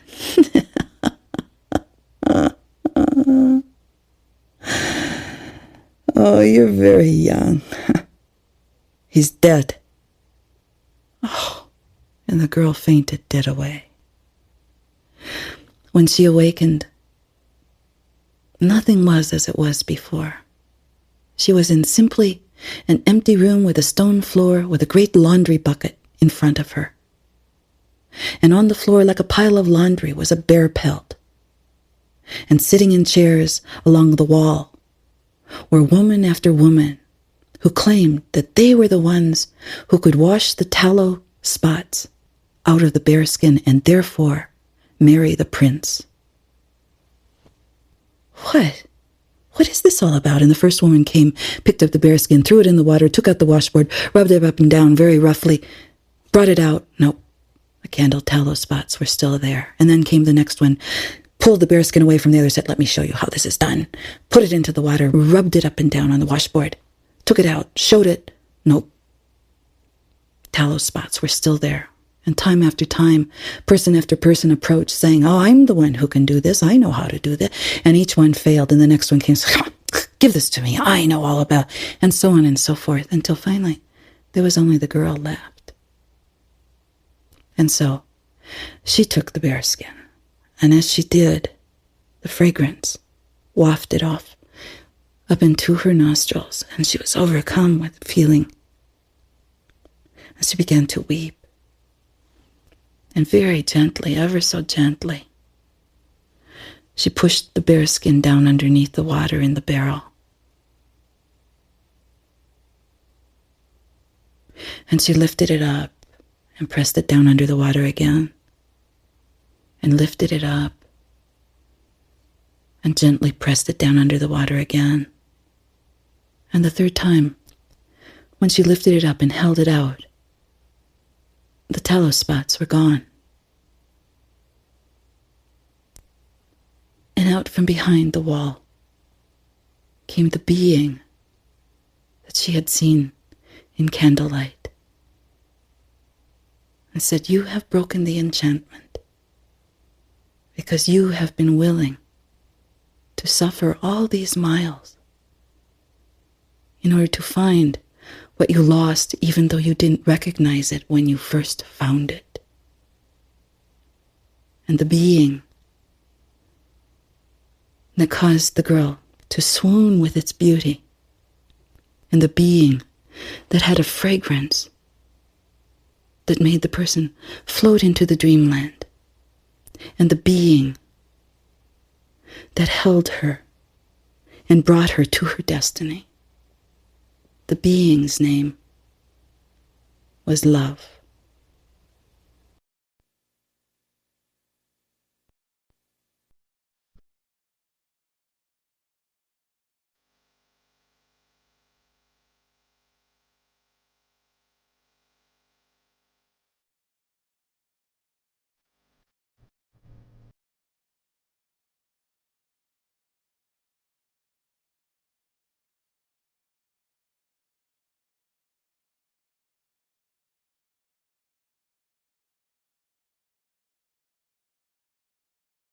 This concludes How to Love a Woman on Intimacy and the Erotic Life of Women with Dr. Clarissa Pinkola Estés.